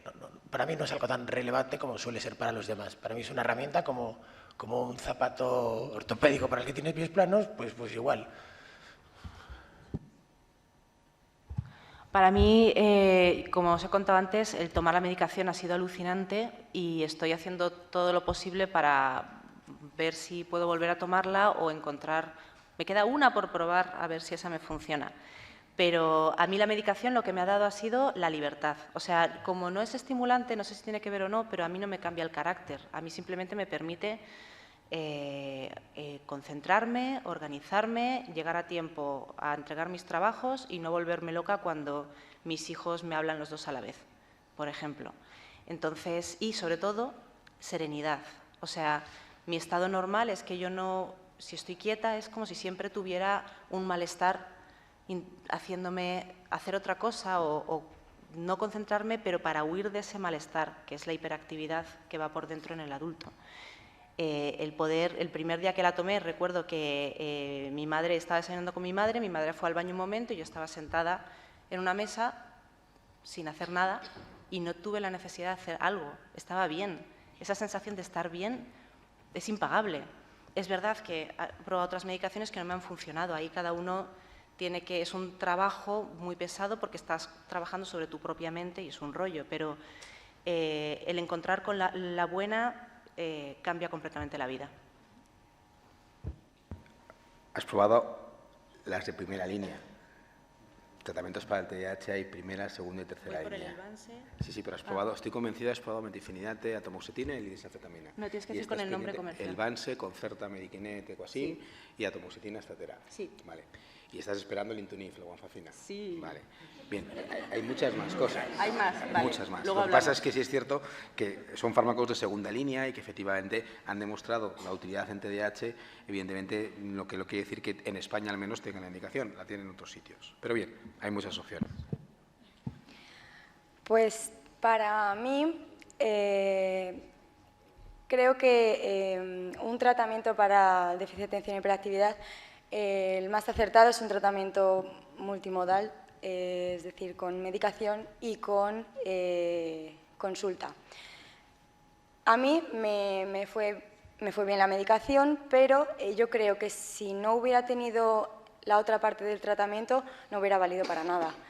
Es decir, una medicación te puede ayudar, sí. Yo, personalmente, no me di cuenta el primer día que me la tomé que dije, ¡hala, todo solucionado! No. Yo no me di cuenta de nada. Es decir, yo seguía siendo como era, decía pues que evidentemente no valía para nada. Pero con las dos cosas vas evolucionando y creo que para mí es más importante el tratamiento con esa persona que te ayuda a planificarte, que te enseña a canalizar de una manera pues, tu energía, tus emociones, te enseña a hacer las cosas a tu manera, pero orientadas hacia tu objetivo, no a lo loco, como solemos hacer nosotros. Y sí, la medicación ayuda, claro que ayuda, pero para mí no es lo más importante y desde luego no es lo único. Para mí, como profesional, es de la noche al día. El paciente dual que tengo de trastorno de uso de sustancias, cuando toma la medicación para el déficit de atención, es poder trabajar con él y tener una prognosis buena. Para mí, personalmente, las drogas me gustan más que un tonto un lapicero. Entonces, estoy deseando irme a una operación para que me duerman y colocarme, o que el médico, el psiquiatra que sabe de mi condición, pues que me recete. Para mí esa es la abstinencia, tomarme solamente lo que me recomienda el psiquiatra con conocimiento. Si no, pues yo me estaría automedicando todo el rato, porque me encantan, pero no las tomo. Hay varias preguntas sobre dudas diagnósticas, ¿no? Perdona, Javier, sí, tal. Cuando digo que es mano de santo y que es genial, no quiere decir que sea suficiente. No nos confundamos, porque lo acabo de notar en la compañía. Es decir, es como intentar coger un tarro y tener una banqueta. Oye, pues tienes la banqueta, genial. Ya le llegas al tarro si saltas un poquito. Pero hay que saltar, hay que estirarse. Es decir, el resto del trabajo es enorme. Los años de terapia son muchos. Terapias de muchos cortes. El día a día, las cantidades de estrategias, el bendito Google Calendar. Hay un montón de cosas, hay un montón de herramientas que uno tiene que poner ahí. La medicación, sí, bien, es la oportunidad de poder aplicar las herramientas, que muchas veces, o al menos desde mi caso, es inaplicable todo lo demás. Pero el trabajo empieza, es el primer día, ahí es donde puedes empezar a trabajar, pero hay que trabajar. Sí, yo soy muy de frasecitas, ¿no? Y una de mis frases es: hay que tener en cuenta que la medicación es casi siempre necesaria, pero casi nunca suficiente. Varias en torno al diagnóstico, ¿no? Y os plantean si a los 30 años merece la pena, si uno cree que tiene TDAH, merece la pena iniciar un tratamiento. ¿Qué opináis? Que estamos en la flor de la edad, a los 30 años, vamos. Por mi experiencia, absolutamente me ha cambiado la vida, pero seguramente incluso mayor. Gente más mayor, o sea, ahí pueden hablar los profesionales. Yo diría que, ¿cómo que a los 30? No. Yo tengo pacientes de 60 y 70 años que el cambio solo del diagnóstico y de comprenderse a sí mismo, y luego si además podemos meter una terapia emocional para perdonarse, bueno, merece la pena hasta el día final. Y yo aquí quiero citar a Sócrates, cuando el día que iba a comer la cicuta le pidió a uno de sus pupilos que le enseñara a tocar una canción de flauta. Y él le preguntó, ¿pero por qué si vas a morir en media hora? Y él respondió, por el placer de saber. Es decir, nuestra vida es vida mientras vivimos. Me da igual la edad.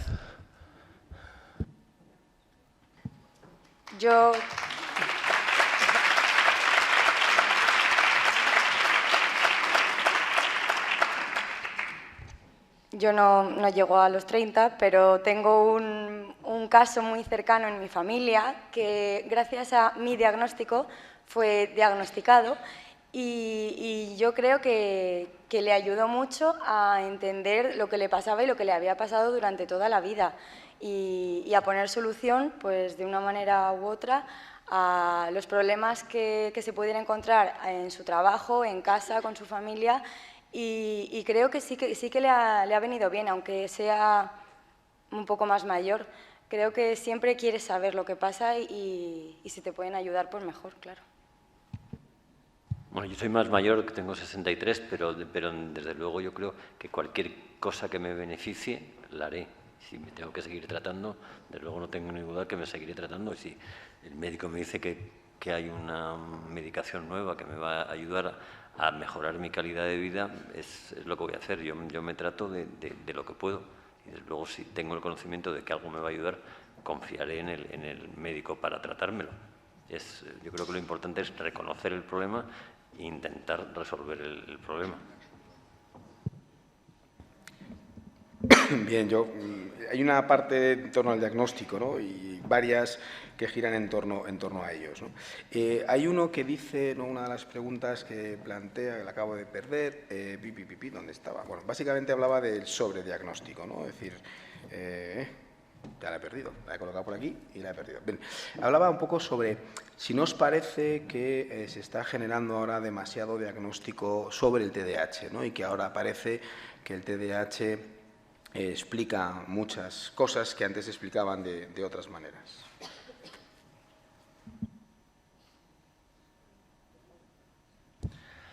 Bueno, yo trabajo en esto, con lo que mi visión está muy sesgada, ¿vale? No tengo una visión desde calle, pero yo creo que el infradiagnóstico es brutal y en adultos tremebundo. Lo que ocurre es que el infradiagnóstico de otras cosas es mucho mayor.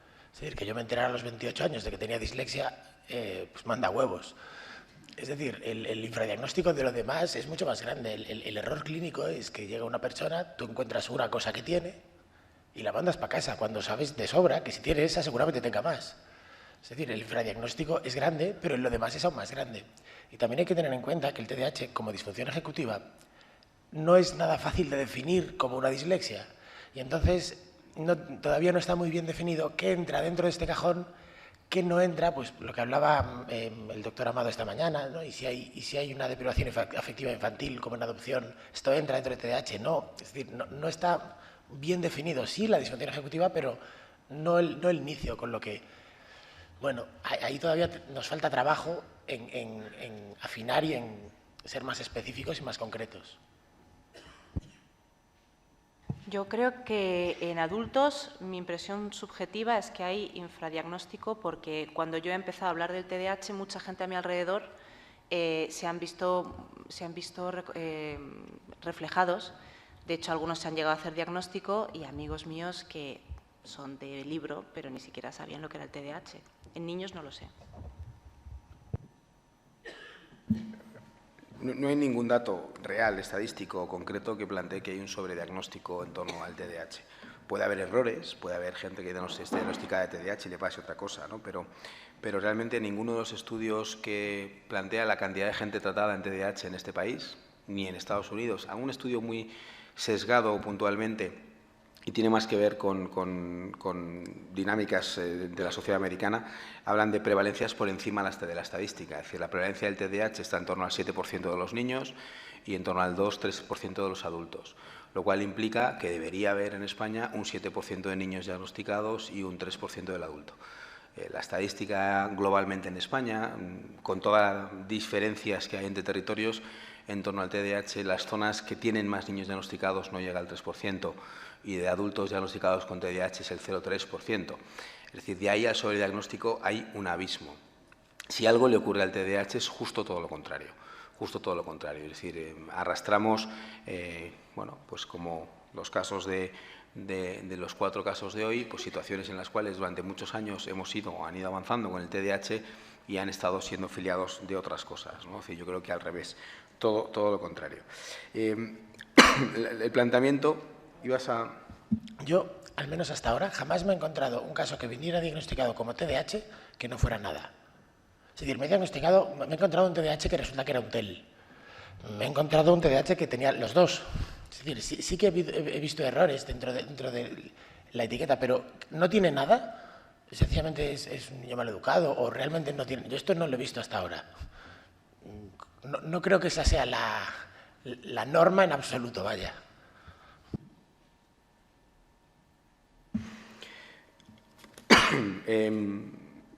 La pregunta es cómo sabéis si realmente se tiene o no un TDAH, y la pregunta continúa si se puede tener un TDAH sin hiperactividad. ¿Qué opináis? Bueno, yo creo que los profesionales tenemos herramientas hoy en día para hacer un diagnóstico y es en lo que nos basamos en la clínica, ¿no? En unas pruebas para evaluar un diagnóstico. Yo creo que hay test así orientativos y cuando te afectan todas las áreas de tu vida, entonces la forma de saberlo es ir al psiquiatra y ahí te lo pueden decir. O sea, no creo que te puedas quedar con la duda de si lo tienes o no con las herramientas que tenemos. Es un poco raro no saber quién ha preguntado las cosas. Vas mirando así en plan a ver si alguien mueve un poco algo. Para raros, esta es una pregunta para Javier. Somos alumnas de psicología y nos encantas. Ya has ligado, ya has ligado. No, mentira. Y nos encantan tus metas y tus ideas y nos gustaría participar. Mira, ya no sigo leyendo, solo léetelo tú, porque eso ya lo quieren hacer. No. Básicamente quieren contactar contigo. Has ligado, has ligado. Esas son, ahora puedes mirar tal, las que se hayan puesto rojas, esas son. Digo porque como tenía Lupe la duda de quién hacía las preguntas, ¿no? Bien. Han vuelto una segunda ola sobre el tratamiento farmacológico, ¿no? Y mandan aquí una pues muy interesante, ¿no? En rojo, el no mayúsculas y subrayado, ¿no? ¿En qué casos no es necesaria la medicación, ¿no? Bueno, el debate de medicación, sí, no, blanco, negro, ¿no? ¿Qué opináis? ¿Qué opináis en qué casos no es necesaria la medicación? A ver, necesario no es en ninguna. Tú puedes malvivir toda tu vida perfectamente. Es decir, necesidad no la hubo, como históricamente no había medicación y la gente a veces salía y a veces no. Es decir, la palabra necesitar es algo que hay que definir muy bien, porque yo necesito aire, agua y a lo mejor comida. ¿En qué casos viene bien? En los casos en los que venga bien. Si realmente esto, muchas veces la gente le da muchas vueltas por el estigma de la medicación, pero la realidad es muchísimo más simple que esta. Yo me tomo un café por las mañanas, me sienta bien, cojonudo. Me sienta mal, no lo tomes. Ya está, es que no hay muchísima más diferencia. La única diferencia es que en este caso no es un café, sino que la sustancia está sintetizada y la mides muy bien para no equivocarte y que un día el café no venga más fuerte que el día siguiente. Pero ya está, o sea, no hay que dar más vueltas. ¿En qué casos no? Pues en los casos en los que les vaya genial la vida y no tengan ningún problema de ningún tipo, de verdad. Y que lo digan ellos y sus observadores, porque ellos pueden decir muchas cosas.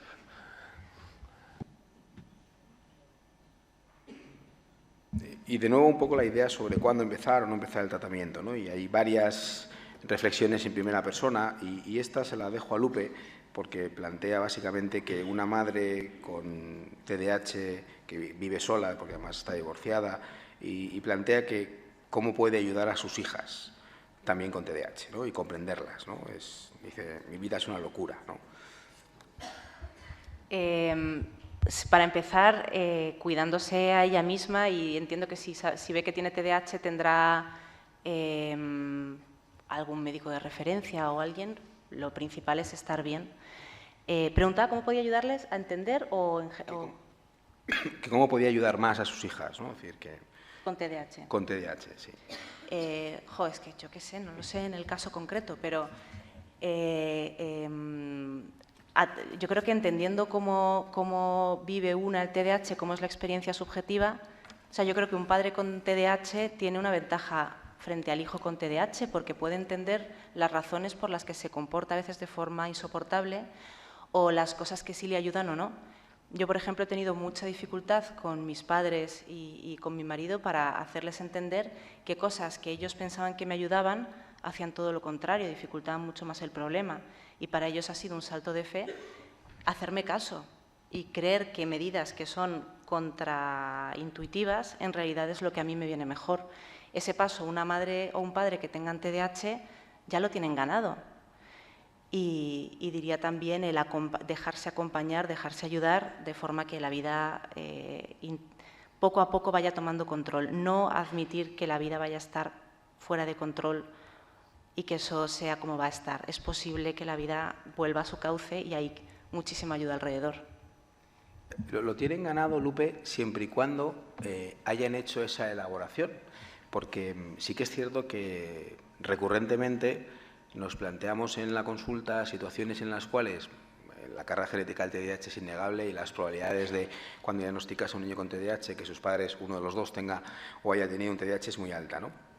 Y una cuestión recurrente muchas veces es el progenitor que tenía un TDAH y dice, no, yo era igual y a mí me fue bien. ¿Vale? Eso, ¿cómo lo manejáis? ¿Cómo lo interpretáis, ¿no? De alguna manera, como a veces es todo lo contrario, ¿no? Es decir, el ángel de la guarda que decíamos antes, de este padre o esta madre con su TDAH, que ahora es adulto y que tiene unos hijos que le diagnosticamos TDAH, otras veces ocurre lo contrario. Otras veces ocurre que cuando estás explorando al niño, el padre o la madre están haciendo que sí, diciendo que le pasa al niño, no, y a mí también, ¿no? Entonces, y adquiere sentido y luego te piden cita para empezar ellos, ¿no? Pero encontramos los dos polos, ¿no? Es decir, por lo cual yo creo que es importante ese matiz, ¿no? Para mí ha sido esencial el entender qué es lo que me ocurre y de qué forma ocurre. Y me sigue pareciendo un misterio. Llevo 3 años intentando estudiarlo a trompicones, como hacemos las cosas, y a medida que pasa el tiempo me doy más cuenta de que es muy difícil entender cómo funciona el TDAH desde el punto de vista subjetivo del paciente. E incluso algunos profesionales con los que he tratado o libros que he leído ni siquiera lo terminan de formular bien, porque ni siquiera muchas veces los TDAH sabemos explicarlo y sabemos sistematizar esa experiencia. Pero lo que sí he visto es que también, en general, para todos los padres que tengáis hijos con TDAH, mi kriptonita, lo que más daño me ha hecho a lo largo de la vida e incluso hoy me puede poner depresiva una semana, es la acusación o la indicación por parte de alguien de quien yo me fío y en quien me apoyo de que es una cuestión de voluntad, de que yo no estoy deseándolo lo suficiente, de que yo no estoy haciendo lo que realmente tengo que hacer y que si pusiera un poquitito más de esfuerzo e intentara organizarme, a lo mejor me sale bien. A mí eso se me caen los andamios por dentro y tengo otra vez que construirlos, porque todo mi trabajo respecto conmigo misma ha sido admitir que no lo hago aposta. Entonces, eso yo creo que sí sería, para los padres que eran así de pequeños y ahora han conseguido salir adelante, no lo usen con los hijos. Es decir, hijo, esfuérzate como yo, que seguramente se te pase, porque te cargas el trabajo previo. No sé si tu experiencia también va por ahí. Yo sí creo que al final cada historia es irrepetible. Es decir, vosotros 4 habéis contado 4 historias con un factor común que es un TDAH, pero con 4 dinámicas absolutamente diferentes, ¿no? Es decir, a uno le funciona una cosa, a otro otra, y al final, evidentemente, cada uno encuentra su camino. El problema es que no siempre se encuentra el camino de manera natural. Es decir, ese es el problema. Es decir, que aquí hemos subido 4 historias de éxito, 4 historias estupendas, cada uno en su presente maravilloso, carajo, con todo un pesar entre medias, ¿no? Con una situación, con una sobreexigencia en cualquier escenario, al menos como un factor en común, que a unos le ha penado más, a otros menos, pero que luego al final no todo el mundo, te insisto, encuentra su ángel. Perdona. Yo quería responderle a la madre de antes 2 cosas. La primera, en caso de turbulencias, póngase usted la mascarilla primero y luego póngasela al menor. Es decir, lo primero que dijo que me parece lo más acertado, cuídate tú. Vete tú a terapia, estate tú muy estable, porque para ser madre vas a tener que estar muy estable y tener una gestión de las emociones, pero de magistral. Si eres el padre que cree que a mí me fue bien y que yo a hostias aprendí, como escuché tantas veces, y no salí tan mal, entonces insisto aún más, ve a terapia, porque lo que está ocurriendo es que estás tapando todo lo que te hizo daño. Y te estás haciendo roca, distanciándote de aquello. Pero si volvieras a aquello y si pudieras volver a sentir lo que ocurrió, obviamente te debilitaría, porque es tocar aquello que te hace daño. Pero también serías capaz de ser más sensible y más humano. Y si luego llegas a poder verbalizarlo, pues mucho mejor. Con lo que lo primero es el cuidado del padre. Sin duda, evidentemente hay que cuidar al cuidador. Y si no, uno con su TDAH no es capaz de funcionar, pues evidentemente ayudar a tus hijos va a ser muy complicado, ¿no? En esta línea, evidentemente hay muchos padres y había otro grupo de preguntas que generaban en torno a algo que yo de nuevo lo dejo ahí y lo contestamos como queráis, ¿no? Porque giran en torno si tenéis hijos, si alguno ha tenido hijo con TDAH, si los observáis, si os plantearíais un tratamiento con ellos, etcétera, etcétera, etcétera. En realidad, no sé si tú sí que has dicho que tenías hijos, Lupe, el resto no sé, vuestra experiencia para con vuestros hijos, ¿cómo afectaría vuestra historia de TDAH o cómo afecta o afectaría en la crianza de vuestros hijos? Yo tengo 2 hijos, pero todavía son muy pequeños y sí estoy muy atenta porque veo, en cuanto veo algún síntoma… Claro, el problema es que como el TDAH es, por lo que tengo entendido, un problema de maduración de ciertas partes del cerebro, como todavía están pequeños, pues no son atentos, claro que no son atentos. Yo lo que sí me ayuda es… hay cosas que me ponen… Porque yo no soy paciente, no soy una madre muy paciente, me cuestan mucho el exceso de estímulos. Mis hijos tienen 4 y casi 2 años y son un exceso de estímulo constante hacia mí. Y lo que me ayuda es intentar, en vez de enfadarme, intentar imaginarme que tuvieran TDAH, por ejemplo. Entonces digo, ¿y si no estuviera desobedeciéndome por enésima vez porque es malo y quiere hacer el mal, sino porque es que no se da cuenta, no puede evitar volver a coger ese boli, que le he dicho 1000 veces que no lo coja, y se está dando cuenta mientras lo coge y me mira como diciendo, ups. Eso me ayuda a darles, a partir de un presupuesto positivo y no actuar, digamos, con ira, sino intentar entenderles. Y luego educativamente veo que tiene mucho mejor resultado. Ahora bien, ni mis hijos, que yo sepa, tienen todavía un TDAH claro, ni sé cómo me podría afectar en ese sentido.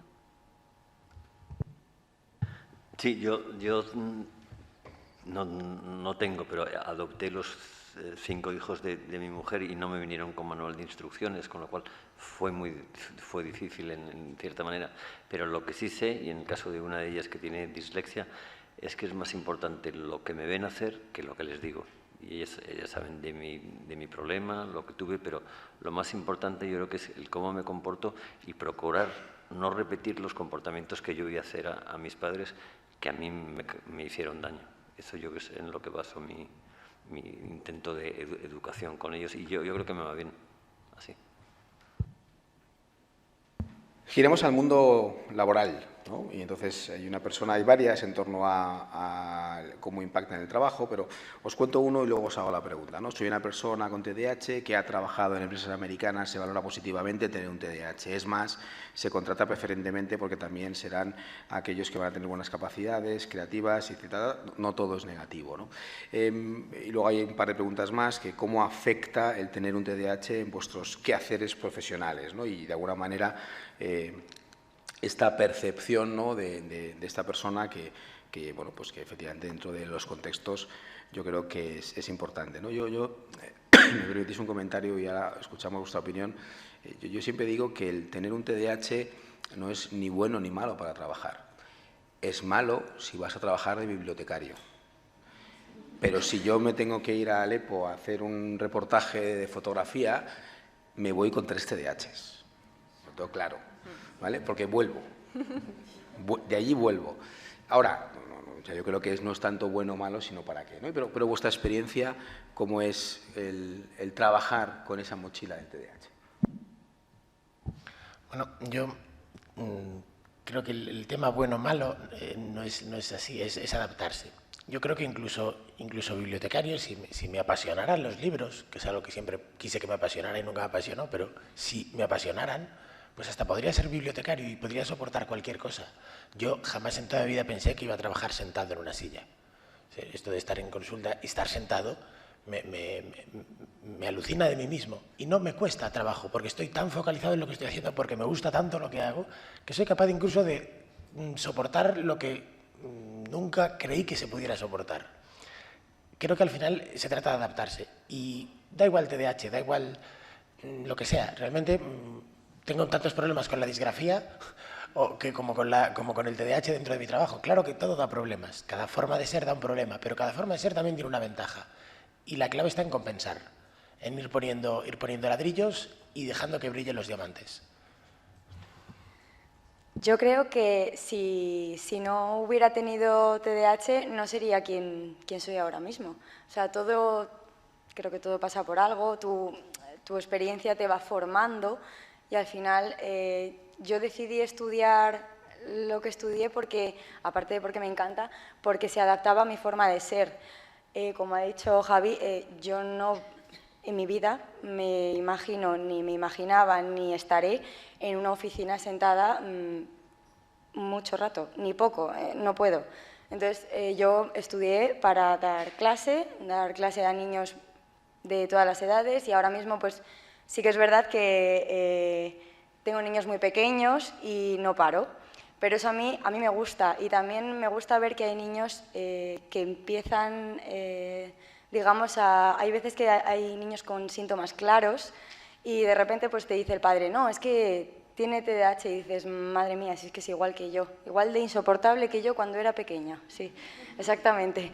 Y al final yo creo que si trabajas de lo que te gusta y lo que se adapta a ti, no creo que sea, o sea, siempre va a ser un trabajo, pero creo que puede ser siempre un refuerzo positivo. Sí, yo también creo que tengo la suerte de trabajar en algo que me apasiona y que me gusta y que me encuentro muy, muy a gusto. Y en mi caso yo creo que es un plus el por lo menos creer que entiendo lo que les pasa a la gente cuando intentan explicar lo que les pasa, que es difícil de explicar, es como una experiencia, y en mi caso yo creo que es un plus el creer que les entiendo cuando ellos creen que nadie les entiende. Para mí ha sido una ventaja la baja tolerancia a la frustración que tenemos, porque mi entorno es bastante conservador respecto a lanzarte a hacer cosas un poco arriesgadas, y yo era muy temerosa, y sin embargo, si no hubiera sido evidente que nunca se me iba a dar bien las demás cosas que estaba haciendo, de trabajar en una oficina, nunca habría dado el paso de hacerme autónoma, dedicarme a la fotografía.